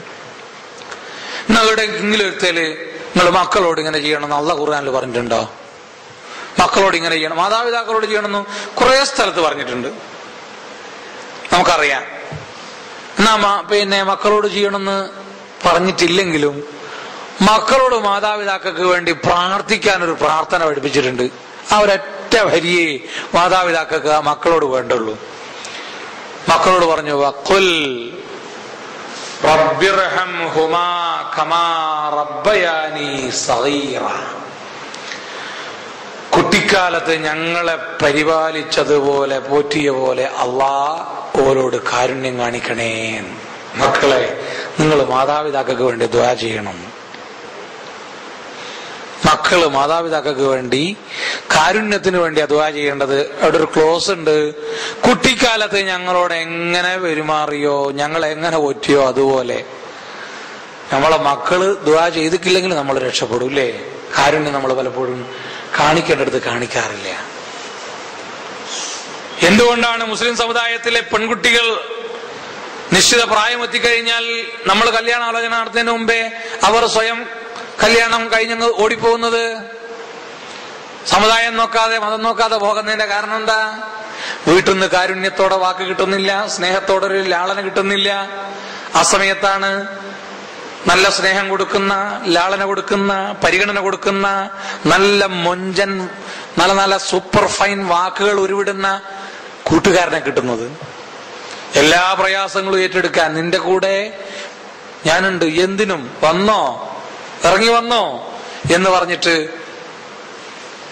ഇപ്പൊ ഇന്നത്തെ പത്രത്തിൽ നമ്മൾ വായിച്ചില്ലേ, മാവൂരിന്ന് കാണാണ്ടായി പോയൊരു പെണ്ണ്, ഭർത്താവുണ്ട്, മക്കളുണ്ട്, ഭർത്താവ് സ്ഥലത്തില്ല, മിസ് കോൾ വന്നാണ് തിരുവനന്തപുരത്തുനിന്ന്, മിസ് കോൾ. അങ്ങനെ പിന്നെ ഒരിക്കലും മിസ്സാവാത്ത കോളായി. ആക്ഷ കമ്മിറ്റി ഒക്കെ ഉണ്ടാക്കി. ഇവരുടെ മൃതദേഹം പോലും കണ്ടെത്തിയില്ല. എന്തിനു പറ്റും, പോലീസ് നീക്കുമ്പോഴാണ് സ്വിച്ച് ഓഫ് ആക്കിയിട്ടാണ് പോയത്. സ്വിച്ച് ഓൺ ആക്കിയപ്പോൾ തിരുവനന്തപുരത്ത് ടവറിന്റെ പരിധിയിലാണ്. അങ്ങനെ ആ മൊബൈൽ നമ്പർ സെർച്ച് ചെയ്ത് പിന്നെ ആളെ പിടികിട്ടിയിട്ട് ആക്ഷൻ കമ്മിറ്റീന്റെ സമരം ഉദ്ഘാടനം ചെയ്യുന്ന സമയത്ത് പോലീസ് ഇത് വേറൊരു ആക്ഷൻ ഇവിടെ നടന്നുകൊണ്ടാണ് ഇങ്ങനെ സംഭവിച്ചതെന്ന് പറഞ്ഞു കൊണ്ടുവന്നത്. മൊബൈൽ ഫോണിന്റെ കാരണം. നമ്മളെ മക്കൾക്ക് നമ്മൾ വാങ്ങിക്കൊടുക്കും. +2 പഠിക്കുന്ന നല്ല പെൺകുട്ടികൾക്ക്, SLC പഠിക്കുന്ന കുട്ടികൾക്ക് ഓഫറാണ്. 8ാം ക്ലാസ് നിന്ന് അരക്കൊല പരീക്ഷക്ക് ഫുൾ എ വാങ്ങിയാൽ എനിക്ക് മൊബൈൽ ഫോൺ. പിന്നെ അടുത്ത പരീക്ഷ മുതൽ D+ കിട്ടിയാ കിട്ടി, പോയാ പോയി എന്നുള്ളതാണ്. ആ കൊല്ലം നമ്മളാക്കി കൊടുക്കും. കാരുണ്യം കാണിക്കേണ്ടടുത്ത് കാണിക്കാതെ, കൊടുക്കേണ്ട അളവിൽ കൊടുക്കാതെ വഷളാക്കും. എന്നിട്ട് അവസാനം നമ്മൾ വഷളാവും. അത് വേറൊരു വശം. മക്കളോട് കാരുണ്യം കാണിക്കണം. നബി സല്ലല്ലാഹു അലൈഹി വസല്ലം ആ സഹാബിയോട് പറഞ്ഞതാ, അള്ളാഹ് നിന്റെ മനസ്സിൽ നിന്ന് കാരുണ്യം നീക്കിക്കളഞ്ഞാൽ, വേറൊരാൾ പറഞ്ഞപ്പോ പറഞ്ഞു, എനിക്കത് തരാൻ പറ്റുമോ? ഞാനെന്ത് ചെയ്യും? ഒരിക്കലും വന്നപ്പോ സഹാബി വന്നാണ് നബി സല്ലല്ലാഹു അലൈഹി വസല്ലം വീട്ടില്. എവിടെ? റസൂലുള്ളാഹ്. നോക്കുമ്പോ ബൽത്തോട്ട് എന്നിട്ട് ചോലുകാരി കുത്തിരിഞ്ഞൊരു കുട്ടി നബീൻ ഇങ്ങനെ നടത്തുകയാണ്. നല്ല വണ്ടീന്റെ മുകളിലാണല്ലോ മോനെ കയറിയെന്ന് പറഞ്ഞു അതിഥി. നബി പറഞ്ഞ് വണ്ടി ഓടിക്കുന്ന ഡ്രൈവറും മോശമൊന്നുമില്ല, കാരണം ചെവി പിടിച്ച് ബൽത്തോട്ട് ഇടത്തോട്ട് തന്നെ ഓർമ്മിച്ച് നോക്കിയാൽ നമുക്ക് കിട്ടും. അത് നമ്മളുടെ കുട്ടിക്കാലത്ത് ആനക്കിണി എന്ന് പറഞ്ഞിട്ട് നമ്മളുടെ കാക്കയും എളാപ്പയും ഉപ്പയും ഒക്കെ നടത്തിയത്. നമ്മളിപ്പോഴത്തെ കുട്ടിയൊക്കെ എന്താ ആനക്കിണി? ഞമ്മള് അതിന്റെ സമയത്ത് എന്നാ പോണെ പിടിച്ചോ മുണ്ടറേ, ഏത് റിമോട്ട് കൊടുക്കാണ്, നീ പോകോയോ അല്ലെ ജീം ബോംബ എന്തെങ്കിലും ഒന്ന് കണ്ടിട്ട് കുത്തിരിക്കി. എനക്ക് ഇവിടെ വേറെ പണിയുണ്ട്, ഉമ്മാക്ക് വേറെ പണി, ഉപ്പാക്ക് വേറെ പണി. ഇതൊന്നും നേരമില്ല, കാരുണ്യമില്ല, സ്നേഹമില്ല. അങ്ങനെ പോവുകയാണ്. മക്കളോട് കാരുണ്യം കാണിക്കണം. ഭാര്യാഭർത്താക്കന്മാര് തമ്മിൽ നല്ല കാരുണ്യമായിരിക്കണം, സ്നേഹമായിരിക്കണം. അത് പറയാൻ വളരെ എളുപ്പമാണ്, വളരെ എളുപ്പമാണ്. പക്ഷെ നബി സല്ലല്ലാഹു അലൈഹി വസല്ലം ഒരിക്കലും ഇങ്ങനെ നിൽക്കുമ്പോ ഹഫ്സ റളിയല്ലാഹു അൻഹയുടെ വീട്ടിൽ നിന്ന് എന്തോ ഒരു സാധനം ഉണ്ടാക്കി റസൂലുള്ളാഹിന്റെ അടുത്തേക്ക് അവിടെയുള്ള ഹഫ്സയുടെ സെർവന്റ് കൊണ്ടുവന്ന് കൊടുത്തു. അപ്പൊ നബി അത് വാങ്ങിയിട്ട് ആയിഷ നോക്ക് എന്ന് പറഞ്ഞ് കൊടുത്തപ്പോ ഓളെടുത്ത് എന്റെ ആടെ നിൽക്ക് തീർച്ചയൊക്കെ കൊണ്ടുവന്ന് ഒരു തട്ടൊക്കെ ഇട്ടെടുത്തു. ആ പലഹാരം നിലത്ത് വീണ്. നമ്മളെ പോലെന്ന് നമ്മളൊരു സുഹൃത്തിന്റെ വീട്ടിൽ നിന്ന് ഒരു സെർവന്റ് ഒരു സാധനം കൊണ്ടുവന്നിട്ട് ഇന്ന ബിയാത്തു അല്ല ഇന്ന ജമീല ഇന്ന ജുബൈരിയ എന്ന് പറഞ്ഞിട്ട് നമ്മളെ ഭാര്യന്റെ അടുത്ത് കൊടുക്കുമ്പോ ആ സെർവന്റിന്റെ മുമ്പിൽ വെച്ചിട്ട് നമ്മളെ ഭാര്യ ഒരു തട്ടിട്ട് തന്ന് അവിടെ എന്തെന്നാ സംഭവിക്കുക? നമ്മള് ഒരു വിഷയമാണ് ബദറിന്റെ സന്ദേശം. അവിടെ ആ സ്പോട്ടിൽ നമ്മൾ നടത്തും അല്ലേ? നമ്മൾ ആരും ഇല്ലാത്തെല്ലാം ചെയ്താൽ ചിലപ്പോൾ നമ്മൾ ക്ഷമിക്കുകയും കുറച്ച് പറയുകയും ഒക്കെ ചെയ്തിട്ട് അഡ്ജസ്റ്റ് ചെയ്യും. പക്ഷെ വേറെത്തന്നെ മുമ്പ് നമ്മളെ ഓള് ആണത്തെ കാണിച്ചാല് അത് പിന്നെ തിയറി വേറെ. Before I was married I have 6 theories and no children. After my marriage I have 6 children and no theories എന്ന് ഒരു രസികൻ പറഞ്ഞിട്ടുണ്ട്. ഞാൻ കല്യാണം കഴിക്കുന്നതിന് മുമ്പ് എനിക്ക് 6 സിദ്ധാന്തങ്ങൾ ഉണ്ടായിരുന്നു, ഒറ്റ മക്കളും ഉണ്ടായിരുന്നില്ല. കല്യാണം കഴിച്ചപ്പോ എനിക്ക് 6 മക്കളുണ്ട്, ഇപ്പൊ ഒരൊറ്റ തിയറിയും ഇല്ല. കാരണം ഒന്നും നമ്മൾ വിചാരിച്ച പോലെ നടക്കൂല. അതാണ്. അങ്ങനെയുള്ള സമയത്ത് റസൂലുള്ളാഹ് വളരെ കൂളായിട്ട് നിലത്ത് കുഞ്ഞ് സെർവന്റ് ഇങ്ങനെ നോക്കിയിട്ട് ചിരിക്കുവാണ്. പാവ റസൂലുള്ളാഹ് എന്താ ചെയ്യാ?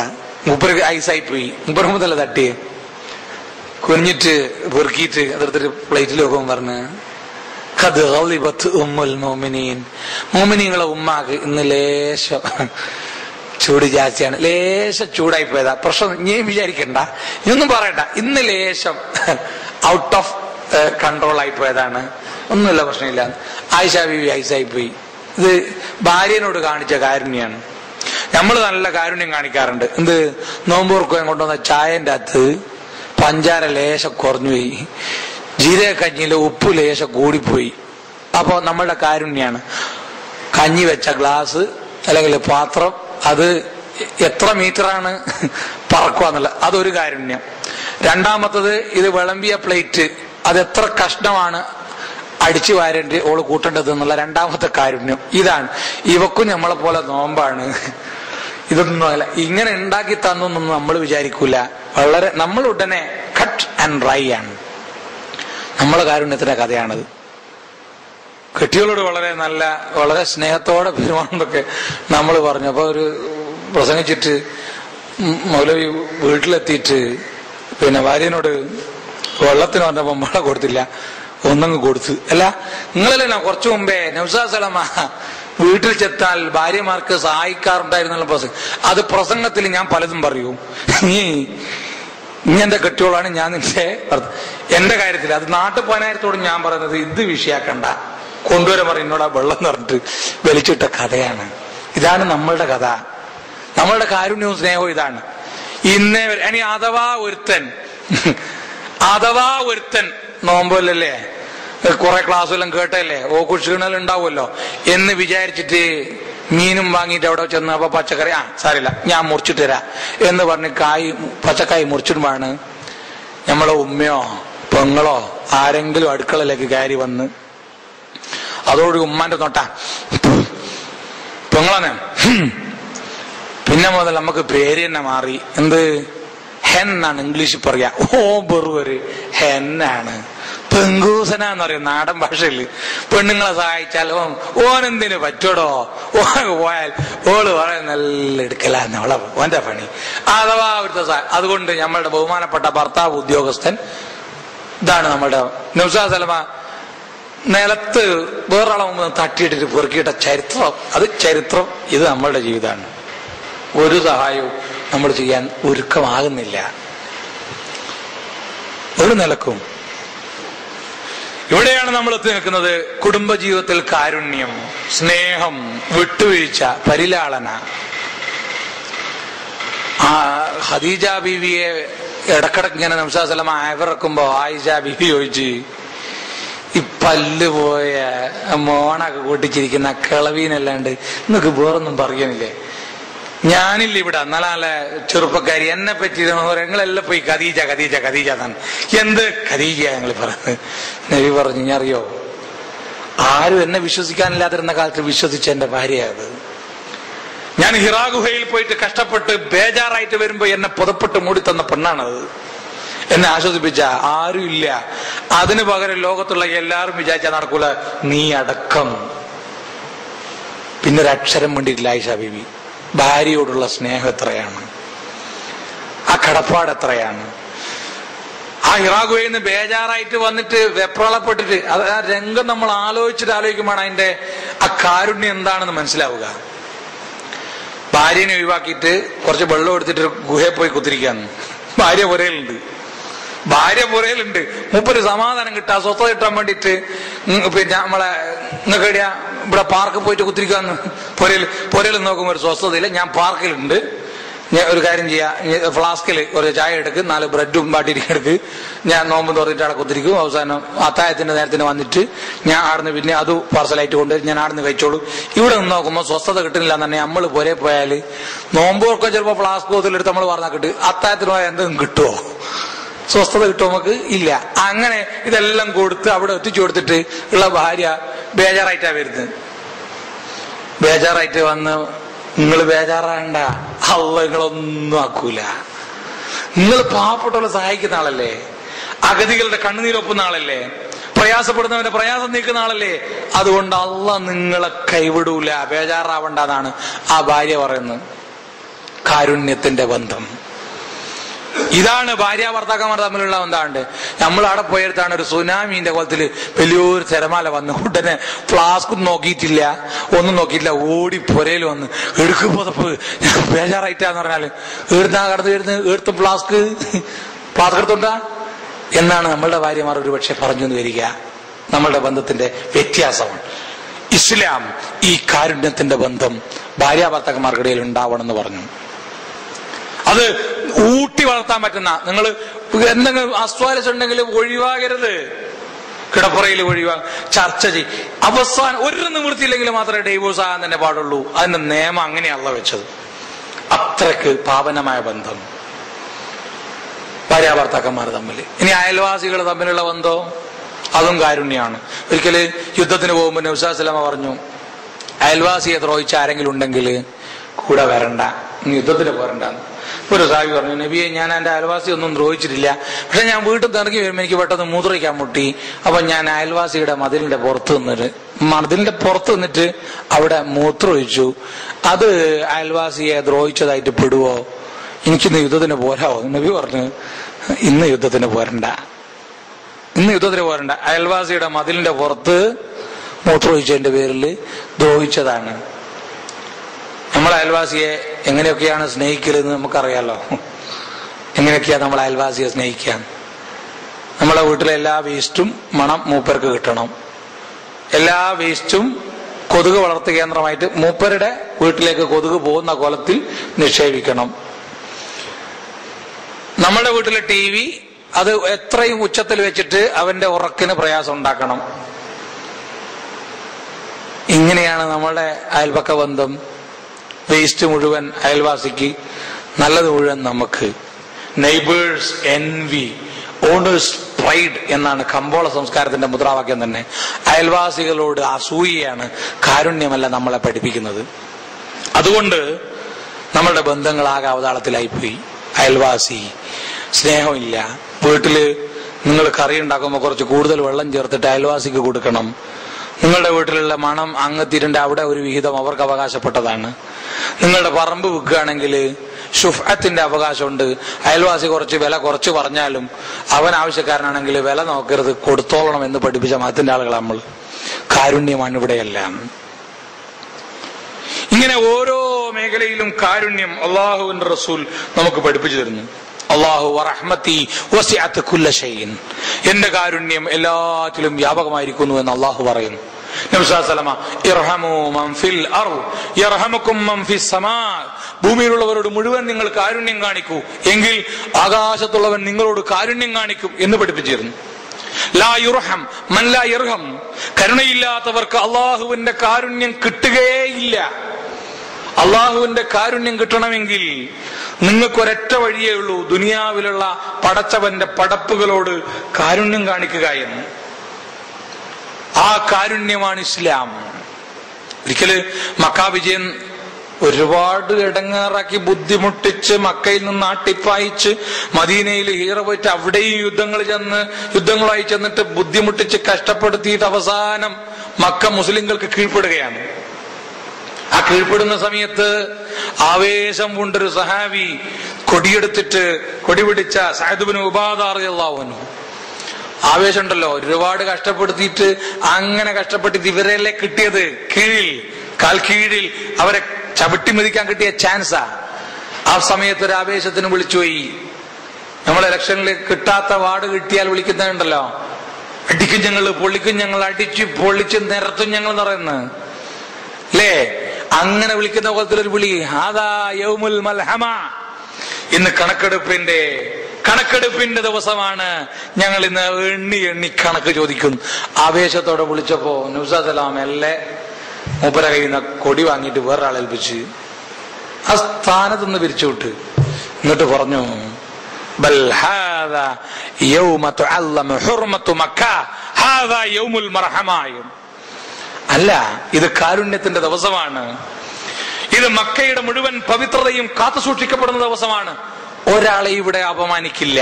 കാരുണ്യമാണ്. എന്തൊക്കെയാ ഇവര് ചെയ്തത്? എന്തൊക്കെയാ മുസ്ലിങ്ങൾ ഇവര് ചെയ്തത്?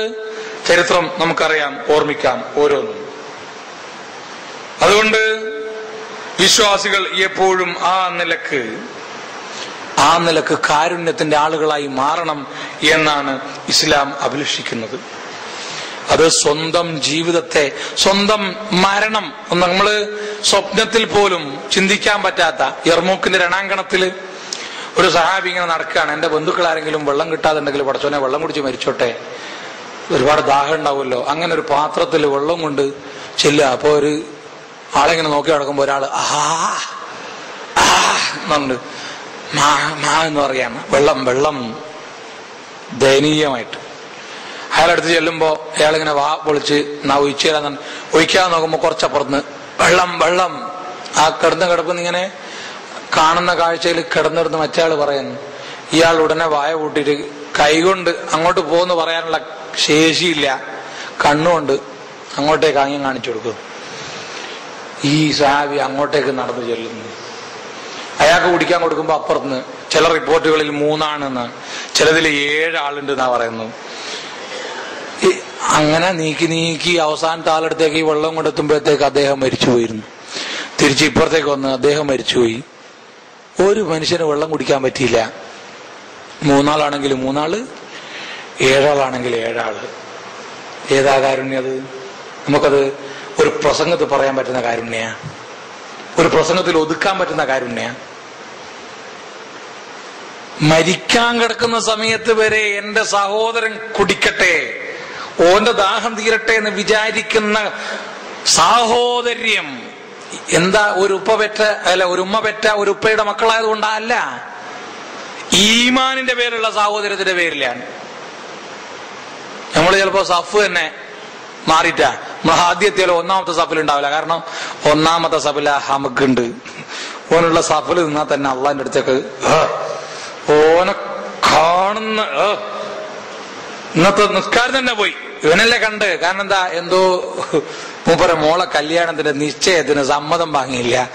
നമ്മൾ അങ്ങനെ ജീവിച്ചാൽ ഓന്റെ വിചാരം എന്താന്ന്, എന്റെ മൊബൈൽ അറിയാ, ലാൻഡ് ഫോൺ അറിയാ, അങ്ങനെയുള്ള മൂപ്പർക്ക് എന്നോട് പറഞ്ഞൂടെ വിവരം. മൂപ്പര് മുജീബിനോട് പറഞ്ഞിട്ടുണ്ട്, നാസറിനോട് പറഞ്ഞിട്ടുണ്ട്. എന്നോട് ഞാനും അങ്ങനെയുള്ള ബന്ധം, അതിലും ബന്ധ എന്നോട് മൂപ്പർക്ക് ഒരു വിവരം പറയാൻ തോന്നിയില്ല. ഞാനെന്താ ഓന്റെ ഇതിൽ ചെലവ് കഴിയുന്നു. ഇങ്ങനെയുള്ള ബന്ധമാണ് നമുക്ക്. കണ്ടോ, അസ്സലാം വലൈക്കും, എടാ നിനക്ക് ഞാൻ വെച്ചിട്ടുണ്ട്, വലൈക്കും സലാം, വിടൂല മോനെ വിടൂല എന്നുള്ള കോലത്തിലാണ് സലാം പറയല് വരെ. ചിലപ്പോ ബന്ധത്തിന്റെ ഈമാനുള്ള ആളുകളുടെ ബന്ധം, പരസ്പരമുള്ള സ്നേഹം, ലാ ഇലാഹ ഇല്ലല്ലാഹ് മുഹമ്മദ് റസൂലുള്ളാഹ് അംഗീകരിച്ച സ്വഹാബിമാർ മാതൃക കാണിച്ച കാരുണ്യത്തിന്റെ ബന്ധം ഇത്. താഹൗ, നിങ്ങൾ സഹോദരന്മാരാകൂ എന്ന് നബി സല്ലല്ലാഹു അലൈഹി വസല്ലം ഒരു വാക്ക് പറയുമ്പോഴേക്ക് വീടിന്റെ പകുതി, സ്വത്തിന്റെ പകുതി, എല്ലാറ്റിന്റെയും പകുതി കൊടുക്കുകയാണ്. ഒന്നിലധികം ഭാര്യമാരുള്ള ആളുകള്, ഇവർക്ക് കെട്ടുവാൻ പെണ്ണുങ്ങളില്ല, അതുകൊണ്ട് ഭാര്യമാരെ ഡൈവോഴ്സ് ചെയ്ത് കൊടുക്കുന്നു. നിങ്ങൾക്ക് ഏതാ വേണ്ടത്? എനിക്ക് ഒറ്റ ഭാര്യനോട് യാതൊരു പ്രശ്നവും ഇല്ല, ഞാനിവരെല്ലാത്തിനെയും പോറ്റുന്നുണ്ട്, പക്ഷെ നിങ്ങൾക്ക് ഇപ്പൊ കെട്ടിയോളില്ലല്ലോ, ഞാനിവരെ വെച്ചു കൊടുത്തിട്ട് ഞങ്ങൾ കല്യാണം കഴിക്കാണ്ട് ഒത്തിരിക്കേണ്ടി വരും. നിങ്ങൾക്ക് ഇതാ എന്റെ ഭാര്യമാരിൽ ഏതാണ് പറ്റിയെന്ന് വെച്ചാൽ നിങ്ങൾ പറഞ്ഞോ, അവരെ ഞാൻ ഡൈവോഴ്സ് ചെയ്യാം, നിങ്ങൾ കല്യാണം കഴിച്ചോളൂ. കഷ്ടപ്പെടുത്താനല്ല, നിങ്ങൾക്ക് സുഖം കിട്ടണം, സന്തോഷം കിട്ടണം. എനിക്കൊരു വിഷമവും ഇല്ല. അവർക്ക് അഭിമാനമായിരുന്നു ഇത്ര പെണ്ണുങ്ങളുണ്ടെന്ന് പറഞ്ഞാൽ. നമ്മളെ നാട്ടിലാണ് 2 കെട്ടിയതാണ്, എന്തിനാ മഴാത്ത പണിയെടുത്തെന്നുള്ള ആണുങ്ങളും പെണ്ണുങ്ങളും ഒരേപോലെ പറയുന്ന നാട് നമ്മളെ നാട് മാത്രമാണ്. അറബിയൊക്കെ ഇപ്പോഴും ഒരു വലിയ പ്രശ്നമൊന്നുമില്ല എന്നാണ് എനിക്കറിയാൻ പറ്റിയത്. നമ്മളെ അടുത്ത പെണ്ണ് കെട്ടാൻ ആലോചിച്ചാൽ മതി, എപ്പോഴത്തേക്ക് എല്ലാവരും വന്നിട്ട് അള്ളാണെ കെട്ടല്ലേ മോനെ, കെട്ടിയ ആൾക്കാർ വന്ന് പറഞ്ഞു കെട്ടിക്കൊടുങ്ങല്ലേ എന്ന്. നമ്മുടെ നാട്ടിൽ അങ്ങനെയാണ് സിറ്റുവേഷൻ. എന്നാൽ ഈ ബന്ധം, വിശ്വാസികൾ തമ്മിലുള്ള ബന്ധം, സ്വന്തം ഭാര്യമാരെ വരെ ഒഴിവാക്കി കൊടുക്കുകയാണ്. സഹോദരന് ഭാര്യയെ കിട്ടട്ടെ, എന്റെ സഹോദരന് കിട്ടട്ടെ എന്ന്.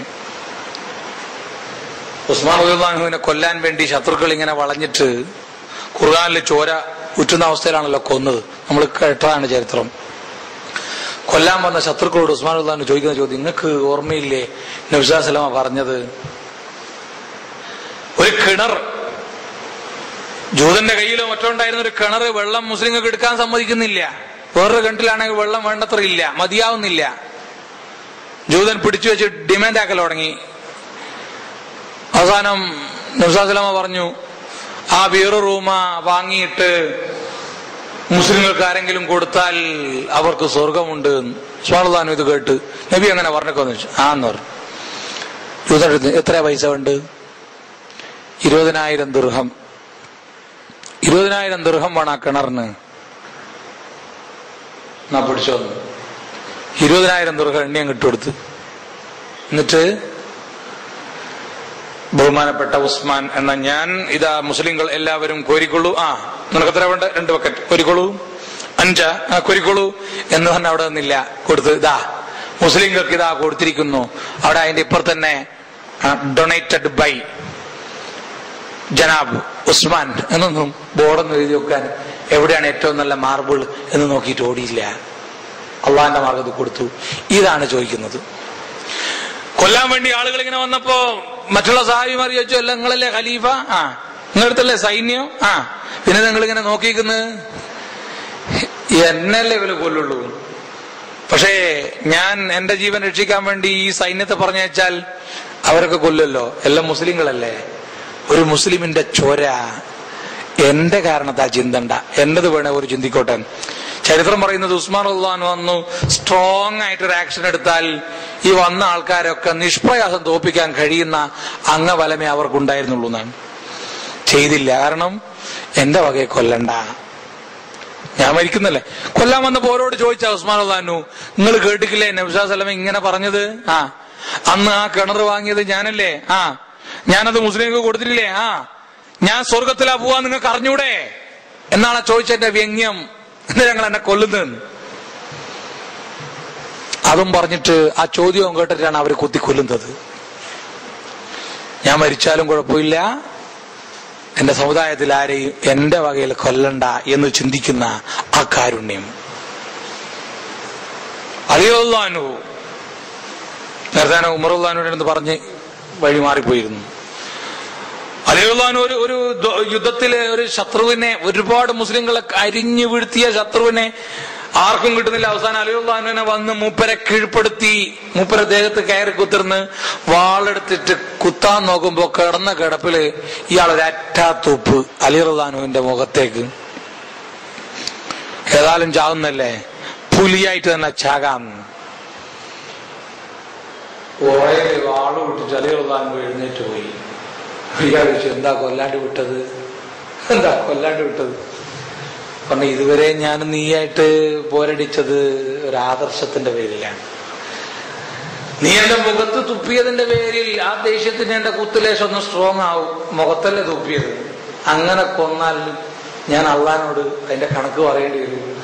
നീയും ഞാനും തമ്മിൽ പേഴ്സണലായിട്ട് ഒരു ഗ്രഡ്ജും ഇല്ല, ഒരു ഈഗോ ക്ലാഷും ഇല്ല, ആദർശത്തിന്റെ പേരില്ല.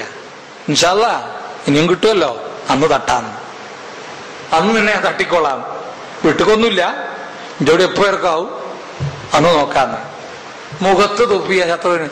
ഇതൊക്കെ അതാണ് ഞാൻ നേരത്തെ പറഞ്ഞത്, ഉള്ളിൽ ഈമാൻ കിടക്കുമ്പോഴാണ് ഈ കാരുണ്യമൊക്കെ പുറത്തേക്ക് വരുള്ളൂ. ഇല്ലെങ്കിൽ അതവിടെ അകത്ത് കിടക്കും. അവിടെ അള്ളാഹു പറഞ്ഞു, ഫലഖ്തഹമൽ അഖബ, അവർ ആ മലമ്പാറ താണ്ടിക്കിടന്നില്ല. നമ്മളെ പറ്റിയ ആ മലമ്പാത ഏതാണെന്ന് നിങ്ങൾക്കറിയാമോ? നിനക്കറിയാമോ? ഫഖു റഖബ, അടിമകളെ മോചിപ്പിക്കലാണ്. പ്രയാസമുള്ള നാളുകളിൽ, പട്ടിണിയുള്ള നാളുകളിൽ ഭക്ഷണം കൊടുക്കലാണ്. യതീമൻ ദാ മഖറബ, ബന്ധുവായ അനാഥകൾക്ക്. ഔ മിസ്കീനൻ ദാ മത്രബ, അല്ലെങ്കിൽ പട്ടിണി പാവങ്ങളായ പാവങ്ങൾക്ക്. അങ്ങനെയുള്ള ആളുകളാണ്, ആ മലമ്പാത താണ്ടിക്കിടക്കാൻ പറയപ്പെട്ടവരാണ് നമ്മൾ. അറഅയ്തല്ലദീ യുകദ്ദിബു ബിദ്ദീൻ ഫദാലികല്ലദീ യദുഉൽ യതീം വലാ യഹുല്ലു അലാ തആമിൽ മിസ്കീൻ ഫവൈലുൽ ലിൽ മുസല്ലീൻ അല്ലദീന ഹും അൻ സ്വലാത്തിഹിം സാഹൂൻ അല്ലദീന ഹും യുറാഊൻ വയംനഊനൽ മാഊൻ. അറിഞ്ഞുകൂടാത്ത ഒരാളും ഇല്ലല്ലോ ഈ സദസ്സിൽ. മതത്തെ കളവാക്കിയവനെ നീ കണ്ടോ? ദീനിനെ കളവാക്കിയവൻ. ദീൻ, മതം, പ്രതിഫല നാൾ, രണ്ടർത്ഥമുണ്ട്. പ്രതിഫല നാളിനെ കളവാക്കിയവൻ, മതത്തെ കളവാക്കിയ, രണ്ട് പറഞ്ഞാൽ അവിടെ ശരിയാണ്. അനാഥയെ ആട്ടിക്കളയുന്നവനാണ്, പാവങ്ങളെ സഹായിക്കാത്തവനാണ്, പരോപകാരങ്ങൾ തടയുന്നവനാണ്. അങ്ങനെ ഇതൊക്കെ തടഞ്ഞിട്ട് നിസ്കരിക്കുന്ന ആളുകൾക്ക് നാശമാണ്. അവർ മനുഷ്യന്മാരെ കാണിക്കാൻ വേണ്ടി നിസ്കരിക്കുകയാണ്. അങ്ങനെ നിസ്കരിക്കുന്ന ഒരുത്തനാണെങ്കിൽ, യഥാർത്ഥ നിസ്കാരമാണെങ്കിൽ അവന്റെ കർമ്മത്തിൽ ഇതൊക്കെ ഉണ്ടാവും. നന്മ ചെയ്യും, തിന്മയിൽ നിന്ന് വിട്ടുവെക്കും. ആറ്റത് തിന്മയാണ്. നരകത്തിൽ ഹാജരാക്കപ്പെട്ട ആളുകളെ സ്വർഗത്തിലെ ആളുകൾ വന്നിട്ട് ഇങ്ങനെ നോക്കുമ്പോ ചോദിക്കൂ, എന്താടോ നിങ്ങളെങ്ങനെയാ ഇവിടെ ആയിപ്പോയത്, നിങ്ങളെങ്ങനെയാ ഇവിടെ ആയിപ്പോയത്? അല്ല പറയാണ് ഈ രംഗം. ഇവർ വന്നിട്ട് ചോദിക്കും, നിങ്ങൾ എങ്ങനെ ഇവിടെ ആയതെന്ന് ചോദിക്കുമ്പോ ഇവര് പറയുന്ന മറുപടി, ഞങ്ങൾ പാവങ്ങൾക്ക് ഭക്ഷണം കൊടുത്തിരുന്നില്ല. വലം നകു നുത്ഇമുൽ മിസ്കീൻ ലം നകു മിനൽ മുസല്ലീൻ, ഞങ്ങൾ നിസ്കരിച്ചില്ല. വലം നകു നുത്ഇമുൽ മിസ്കീൻ, വരിയിൽ കൃത്യമായിട്ട് വരുന്നില്ല. ഞങ്ങൾ പാവങ്ങൾക്ക് ഭക്ഷണം കൊടുത്തില്ല.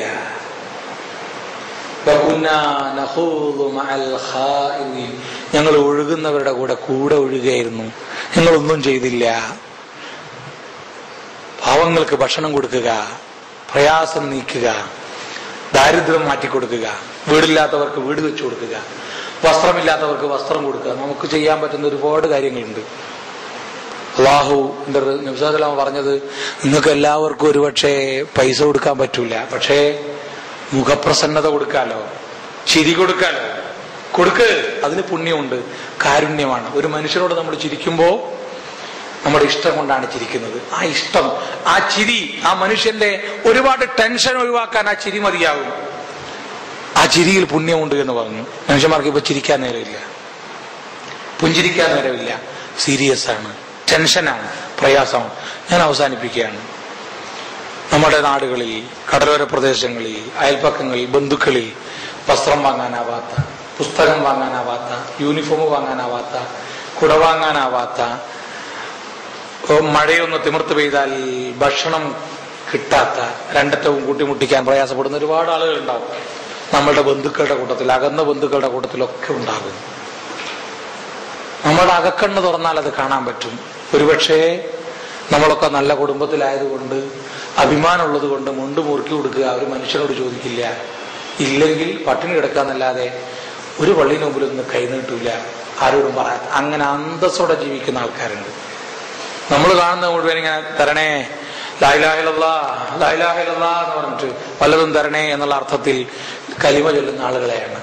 അവർക്കൊക്കെ നമ്മൾ 5ഉം 10ഉം 2ഉം 1ഉം ഇല്ലെങ്കിൽ നല്ല ഉപദേശവും, നിങ്ങൾക്ക് അവിടെയുള്ള അപ്പള്ളി പോയാൽ നല്ലോണം ആളുണ്ടാവും, അവിടുന്ന് കിട്ടുക, ഇവിടുന്ന് കിട്ടില്ല എന്നുള്ള സ്വാലിഹായ ഒരു ഉപദേശം കൊടുത്ത് നമ്മള്, കാരണം സ്വസ്ഥമായിട്ട് അസറുസ്കെച്ച് പോകാതും മൂപ്പർ അവിടെ നിന്നാ പിന്നെ നമ്മള് ചെരുപ്പ് അവിടെയുള്ളത്, ഇതിലിറങ്ങിയിട്ട് എല്ലാവരൊക്കെ പോകുമ്പോൾ മൂപ്പർ തൊണ്ടിക്കളിയും. അപ്പൊ ഒരു കുറവല്ലേ, ആൾക്കാർ കാണൂലേ, എന്നിട്ട് കൊടുക്കാണ്ടിരുന്നാൽ മോശമല്ലേ.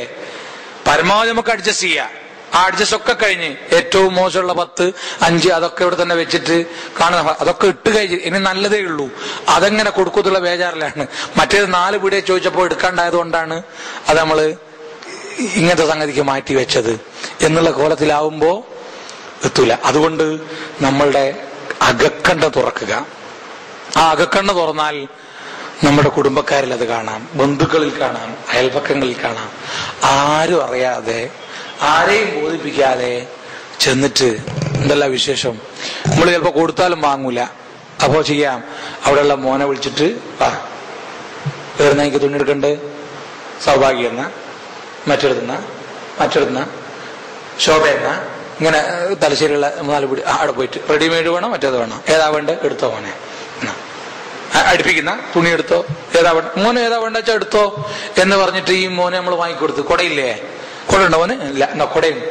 എന്നിട്ട് ഈ മോൻ അല്ലെങ്കിൽ ഈ മോള് ഈ കൊടയും ഈ ഡ്രസ്സും ഒക്കെ ആയിട്ട് പുറയിലേക്ക് ഓടിച്ചെന്ന്, ഉപ്പാ ഞങ്ങളെ മൻസൂർക്ക വാങ്ങി തന്നാണ്, നമ്മൾ ഇക്കാക്ക വാങ്ങി തന്നാണ്, മഹമ്മൂദ്ക്ക വാങ്ങി തന്നാണ്, നമ്മുടെ മൊയ്തൂക്ക വാങ്ങി തന്നാണ്, അഹമ്മദ്ക്ക പള്ളിയിൽ നിന്ന് ഞാൻ നിസ്കരിക്കുന്ന കണ്ടേരം കൂട്ടിപ്പോയിട്ട് വാങ്ങി തന്നാണ്, കണ്ടോ നിങ്ങൾക്ക് ഇഷ്ടപ്പെട്ടുക്കോ, എനിക്ക് ഇഷ്ടപ്പെട്ടിക്ക് എന്ന് പറയുമ്പോ പടച്ചോനെ എങ്ങനെയാ പെരുന്നാക്കന്റെ മോനെ ഡ്രസ്സ് എടുത്തെടുക്കുക എന്ന് വിചാരിച്ച് ബേജാറായിട്ട് നെടുവീർപ്പിടുന്ന ആ മനുഷ്യൻ, അള്ളാഹ് ഒന്ന് കഴിച്ചാൽ അതിന് 3 കൂടിയല്ലേ ഉള്ളൂ, 2 ഉള്ളൂ എന്നിങ്ങനെ അള്ളാന്ന് പറഞ്ഞാൽ മതി. ബാക്കി പടച്ചോനെ മാമൂദിന് ഇനി കൊടുത്തേക്കതൊന്നും പറയൊന്നും വേണ്ട. ആ അള്ള ഉണ്ടല്ലോ, നമ്മളെ ചിലപ്പോ 30 ദിവസം കാല് കടഞ്ഞിട്ട് നിന്ന തറാവിയെ നിസ്കരിച്ചിട്ട് സുജൂദ് ചെയ്തിട്ട് പറഞ്ഞതിനേക്കാളും വേഗത്തിൽ അള്ളാന്റെ അടുത്തേക്ക് എത്തും. മദ്ലൂമാണിവൻ പൈസന്റെ കാര്യത്തില്. ആ മദ്ലൂമിന്റെ ദുആ, അതിനെവിടെയും ഒരു കർട്ടനില്ല, ഒരു മറയില്ല, നേരെ അള്ളാന്റെ അടുത്തെത്തും. അങ്ങനെ ഒന്ന് ചെയ്താൽ മതി.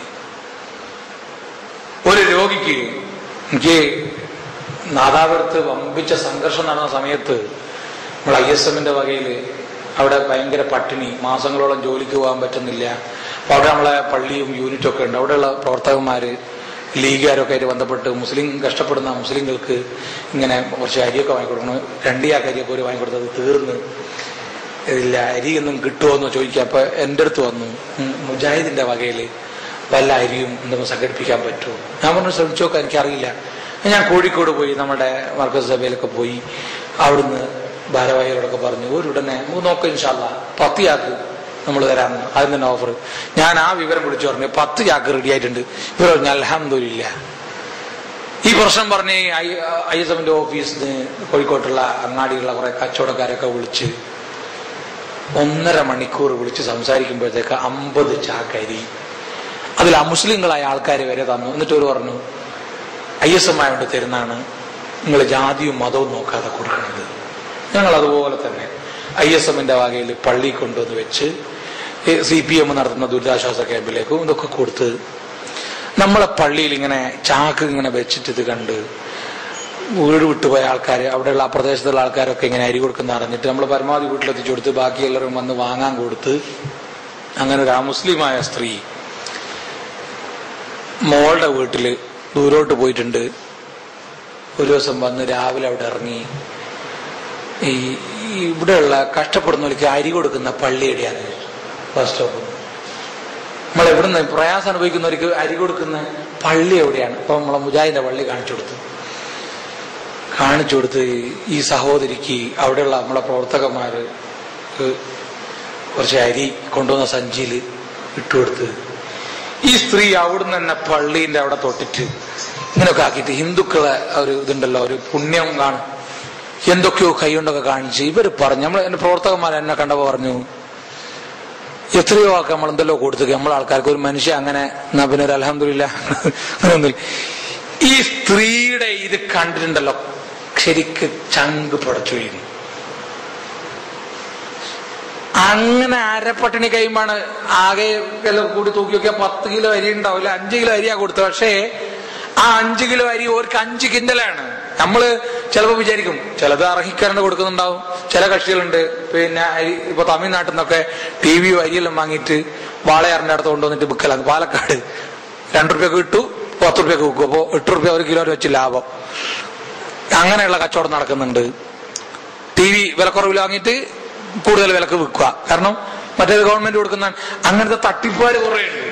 ചാക്കരി ഓരോന്ന് കൊടുത്ത് റിലീഫ് കമ്മിറ്റി, ഖത്തർ കമ്മിറ്റി കൊടുത്ത്, ദുബായ് കമ്മിറ്റി കൊടുത്ത്, അങ്ങനെ 5 ചാക്കായി. 2 ചാക്ക് പൂത്തു പോകുന്നതിന് അത് വിറ്റ്, 2 ചാക്ക് എക്സസ് ആയിട്ട് അതും വിറ്റ്, 1 ചാക്ക് തൽക്കാലം, പിന്നെ 1 മാസം കഴിഞ്ഞ് പിന്നെ നിട്ടാലോ അരി വേറും തന്നിട്ട് അങ്ങനത്തെ തട്ടിപ്പുകാർ വേറെ ഉണ്ട്. അതല്ലാതെ നമുക്ക് എത്ര സംവിധാനമുണ്ട്. ഒരു കമ്മ്യൂണിസ്റ്റുകാരൻ പറഞ്ഞത് മുസ്ലിങ്ങൾക്കുള്ള പോലെ ഒരു പള്ളിയും ഒരു ജുമയും ആഴ്ചക്ക് ഒരു ദിവസം എല്ലാവരും ഞാൾ പറയാണ്ട് തന്നെ വരുമെന്നുണ്ടെങ്കിൽ ഞാളൊരൊറ്റ കൊല്ലം കൊണ്ട് ലോകം മുഴുവനും കമ്മ്യൂണിസ്റ്റ് ആക്കി തരുന്നു. നമ്മൾ ഓരോ പള്ളി കമ്മിറ്റി, ആ പള്ളിയായിട്ട് ബന്ധപ്പെടുന്ന എല്ലാ കുടുംബങ്ങളുടെയും ലിസ്റ്റ് ഓരോ മഹലില് സൂക്ഷിക്കുകയാണ്. നമുക്കറിയാലോ നമ്മളെ മഹലിൽ ആർക്കെല്ലാം അരിയില്ല, ഏതെല്ലാം വീട്ടിൽ ജോലിയില്ല, കൃത്യമായ കണക്ക് നമ്മളെടുത്തുണ്ടാവുമല്ലോ. കൃത്യമായിട്ട് എല്ലാ പള്ളിയിലും ഓരോന്ന് സൂക്ഷിച്ചാല് ആ പള്ളിയായിട്ട് ബന്ധപ്പെട്ട മഹലിലുള്ള ഫുൾ ഡീറ്റെയിൽസ് കിട്ടും. ഫിത്ർ സക്കാത്തിന്റെ ഡീറ്റെയിൽസ് നമ്മളെടുത്തിട്ടുണ്ട്. ഇനി രാഷ്ട്രീയ രംഗത്ത് പ്രവർത്തിക്കുന്ന ആൾക്കാരായിട്ട് ബന്ധപ്പെട്ടാൽ വാർഡിലുള്ള ആൾക്കാരുടെ മുഴുവൻ പേരും വിവരവും അതുപോലെ വോട്ടേഴ്സ് ലിസ്റ്റ് നിന്ന് കിട്ടും. അറിയാനൊരു പ്രയാസം ഇപ്പൊ ഇല്ല. ഒരൊറ്റ കൊല്ലം മുസ്ലിങ്ങൾ പ്ലാൻ ചെയ്തിട്ട് ഓരോ പള്ളി കേന്ദ്രീകരിച്ചിട്ട് വീതിച്ചെടുത്താൽ മതി. 5 കൊല്ലം വേണ്ട. ഒരൊറ്റ മുസ്ലിം വീടില്ലാതെ, ഒരു മുസ്ലിം വീട്ടിൽ ജോലിയില്ലാത്ത ഒരാളില്ലാതെ നിൽക്കുന്ന കോലത്തിൽ സക്കാത്തിന്റെ വിതരണവും ഈ പ്രവർത്തനവും നമുക്ക് നടത്താൻ പറ്റും. ദൗർഭാഗ്യവശാൽ നമ്മൾ സക്കാസൽ ഉണ്ടാക്കും, പക്ഷെ എല്ലാതും കൊടുക്കുന്നുണ്ട്. കുറെ സക്കാസലിന് കൊടുക്കും. അങ്ങനെ കൊടുക്കുന്ന സിസ്റ്റം ആയതുകൊണ്ട് ഒരിക്കലും പൂർണ്ണമായിട്ട് മാറ്റാൻ കഴിയുന്നില്ല. അതേ സ്ഥാനത്ത് സിസ്റ്റമാറ്റിക് ആയിട്ടാണ് നമ്മൾ നടത്തുന്നത്. ഇതൊക്കെ ഫലപ്രദമാണ്. അതുകൊണ്ട് അത് നമുക്ക് ആലോചിക്കാവുന്നതാണ് ഏതൊക്കെ രൂപത്തിൽ നമുക്ക് ചെയ്യാം. ഇനിയും പല കാര്യങ്ങളും പറയാനുണ്ട്. പക്ഷേ 2ാമത്തെ പ്രസംഗമാണ്. ഇനിയൊരു പ്രസംഗം കൂടിയുണ്ട്. സൗണ്ട് ഇപ്പൊ തന്നെ വിചാരിച്ചെടുത്ത് കിട്ടുന്നില്ല. ഞാൻ അവസാനിപ്പിക്കുകയാണ്. മൊത്തത്തിൽ ഇസ്ലാം മുഴുവൻ കാരുണ്യമാണ്. ഹുദൻ വറഹ്മ, സന്മാർഗവും കാരുണ്യവുമായ ഗ്രന്ഥമാണിത്. റഹ്മത്തുൽ ആലമീനായ പ്രവാചകനാണ് നമ്മുടെ പ്രവാചകൻ. റഹ്മാനും റഹീമും അർഹമുർ റാഹിമീനുമായ തമ്പുരാനാണ് നമ്മുടെ തമ്പുരാൻ. ആ റഹ്മത്താണ് ദീനിന്റെ സന്ദേശം, കാരുണ്യം. ആ റഹ്മത്താണ് എല്ലായിടത്തും ഇസ്ലാമിന് വളർച്ചയേകിയത്, കാരുണ്യം. കേരളത്തിൽ അടക്കം മാലിക് ബിൻ ദീനാറും കൂട്ടരും കേരളത്തിലേക്ക് വന്ന സമയത്ത് കുടിക്കാൻ ഇളനീരുമായി കടന്നു ചെന്ന പരിചാരകന്മാരോട് അവർ ചോദിച്ചൊരു ചോദ്യം, ഹൽ ഹാദാ ഹലാലുൻ ഔ ഹറാം, ഇത് ഹലാലാണോ അതല്ല ഹറാമാണോ? എന്താ നിങ്ങളെ ചോദിച്ചതിന്റെ അർത്ഥം, ആശയം എന്താണെന്ന് ചോദിച്ചപ്പോ അറബികളായിട്ട് പണ്ടേ കച്ചവടമുള്ളത് കൊണ്ട് അറബി അറിയുന്ന ആൾക്കാരുണ്ട്. ദ്വിഭാഷി ട്രാൻസ്ലേറ്റ് ചെയ്ത് കൊടുത്തു. രാജാവേ, നിങ്ങൾ ഇവിടുത്തെ രാജാവാണല്ലോ, നിങ്ങൾക്ക് ഇവിടുന്ന് എന്തും പറിക്കുകയും എന്തും ചെയ്യാം. നിങ്ങളുടെ അവകാശപ്പെട്ട പറമ്പെന്ന് തന്നെ പറിച്ച ഇളനീരാണോ ഞങ്ങൾക്ക് കുടിക്കാൻ തരുന്നത്? അതല്ല നിങ്ങൾ അധികാരം ഉപയോഗിച്ച് വേറെ എവിടെന്നെങ്കിലും പറിച്ചാണോ? അങ്ങനെയാണെങ്കിൽ ഞങ്ങൾക്കിത് കുടിക്കാൻ പറ്റൂല. കുടിക്കുമ്പം വരെ വേറെത്തൻ്റെതായി പോകരുത് എന്ന് ചിന്തിക്കുന്ന, ഇങ്ങനെ കാരുണ്യത്തോടെ നോക്കുന്ന ആൾക്കാരാണോ? എന്നാ പിന്നെ ഓരോരുത്ത് ഞങ്ങളെ പെൺകുട്ടിയൊക്കെ ഒരു വിഷമം ഉണ്ടാവില്ല. അങ്ങനെ കെട്ടിച്ചെടുത്താണ് നമ്മുടെ ഉമ്മാമയുടെ ഉമ്മാമമാരെ. ഇവർക്ക് ഭാഷ അറിഞ്ഞുകൂടാ, ഒന്നും അറിഞ്ഞൂടാ. ഈ ഒരൊറ്റ കാരുണ്യം, ഭക്ഷണത്തിന്റെ മുമ്പിലുള്ള ഈ കാരുണ്യത്തിന്റെ ചോദ്യം, ഇവരടുത്ത് ഞങ്ങളെ മക്കൾ സുരക്ഷിതരാണ് എന്നുള്ള ബോധമുള്ളതുകൊണ്ട്, ആ ബോധമാണ് നമ്മുടെ ഇസ്ലാമിനെ വളർത്തിയത്. ഇന്ന് ദൗർഭാഗ്യവശാൽ ലോകത്തിന്റെ സ്ഥിതിഗതികൾ മാറി. കുറച്ച് മുസ്ലിങ്ങൾ ആയുധമെടുത്തു, തോക്കെടുത്തു, അവിടെ ഇവിടെയും കൊല്ലാൻ തുടങ്ങി. അപ്പൊ തിരിച്ച് ഇങ്ങോട്ട് കൊല്ലാൻ തുടങ്ങി. ശത്രുതയായി, പകയായി, പ്രചരണമായി. അതിൻ്റെ ഇടക്ക് നമ്മൾ കാരുണ്യം പറഞ്ഞാൽ അത് ഏശാതെയായി. അതിൻ്റെ ഇടക്ക് മീഡിയയുടെ താല്പര്യം അങ്ങനെ വേറെ വഴിക്കായി. മൊത്തത്തിൽ നമ്മളുടെ മുഖം വികൃതമായിരിക്കുന്നു. കണ്ണാടി തച്ചുടച്ചുകൊണ്ട് കാര്യമില്ല. നമ്മൾ ഓരോരുത്തരും കാരുണ്യമുള്ളവരാവുക, പരമാവധി കരുണയുള്ള പ്രവർത്തനങ്ങൾ ചെയ്യുക. നമ്മൾ കുറേയൊക്കെ ചെയ്യുന്നുണ്ട്. സലഫി മെഡിക്കെയർ ഉണ്ട്, പാലിയേറ്റീവ് കെയർ ഉണ്ട്, ജീവകാരുണ്യ പ്രവർത്തനം ഉണ്ട്, റിലീഫ് ഉണ്ട്, ആകുന്ന സഹായമൊക്കെ എല്ലായിടത്തുനിന്നും ചെയ്യുന്നുണ്ട്. അത് ചെയ്യുന്നതിന് മാത്രം ഇപ്പോൾ അതിനനുസരിച്ച് ആൾക്കാർ കടന്നു വന്നു. മെഡിക്കൽ കോളേജിൽ IS മെഡിക്കൽ എയ്ഡ് സെന്റർ തുടങ്ങുമ്പോൾ ഒരാളും ഇല്ല. ഇപ്പൊ 5-10 സംഘടനകളായി. പിന്നെ ഹിന്ദുക്കളടക്കം ആ രംഗത്ത് വന്നു. ഇപ്പൊ ആർക്കും പട്ടിണിയില്ല, നോമ്പ് തുറക്കാൻ ബുദ്ധിമുട്ടില്ല, നോമ്പ് നോക്കാൻ ബുദ്ധിമുട്ടില്ല. നമ്മൾ തുടങ്ങിയതാണ് അത് നടന്നുകൊണ്ടിരിക്കുന്നത്.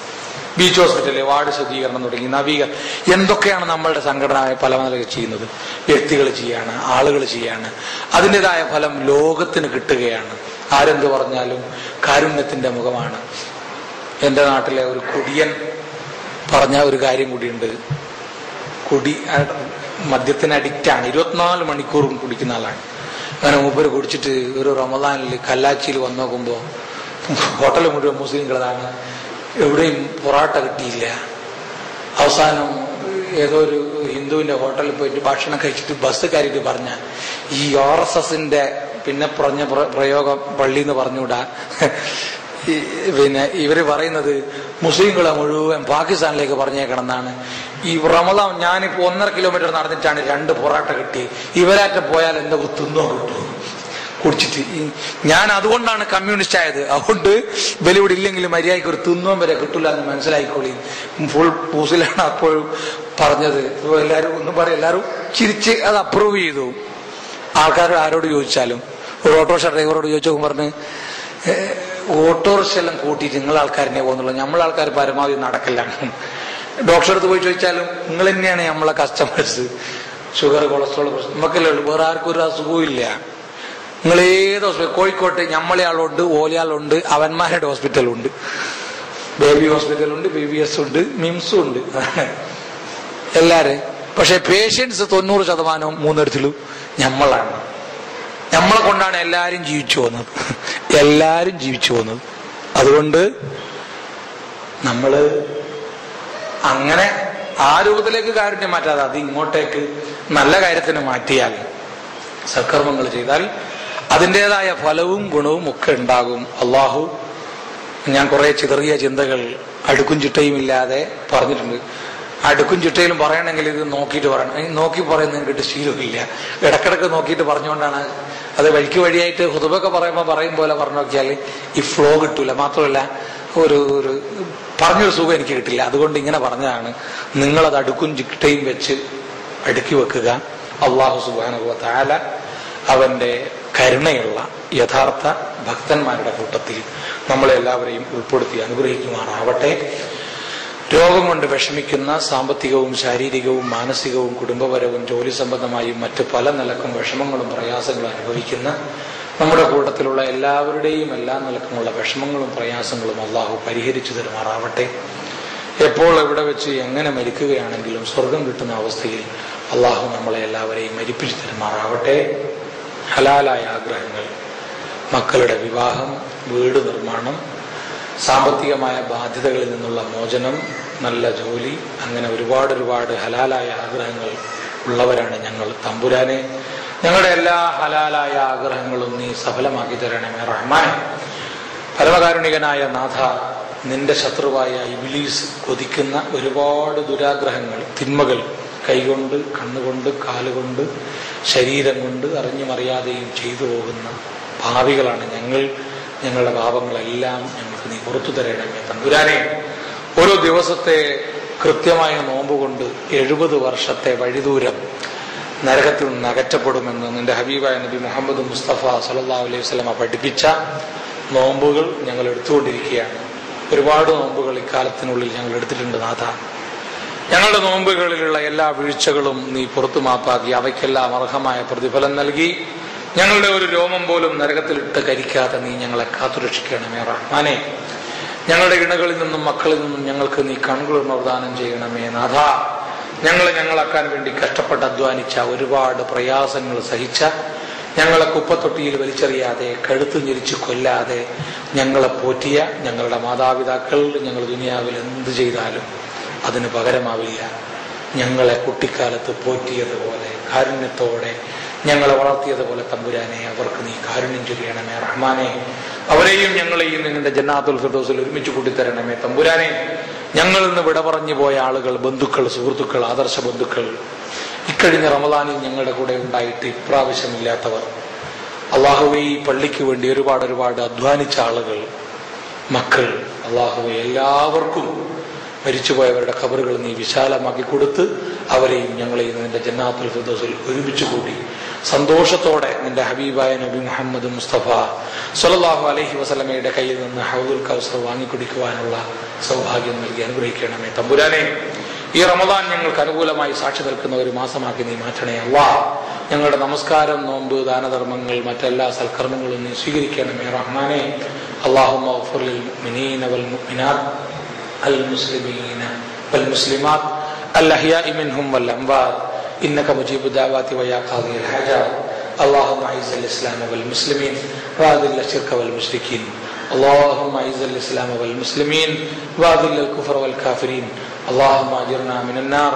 اللهم أجرنا من النار. اللهم أجرنا وأجر والدنا من النار. ربنا تقبل منا إنك أنت السميع العليم وتب علينا إنك أنت التواب الرحيم واغفر لنا يا غافر المذنبين وارحمنا يا أرحم الراحمين. آمين برحمتك يا أرحم الراحمين. وآخر دعوانا الحمد لله رب العالمين. السلام عليكم ورحمة الله.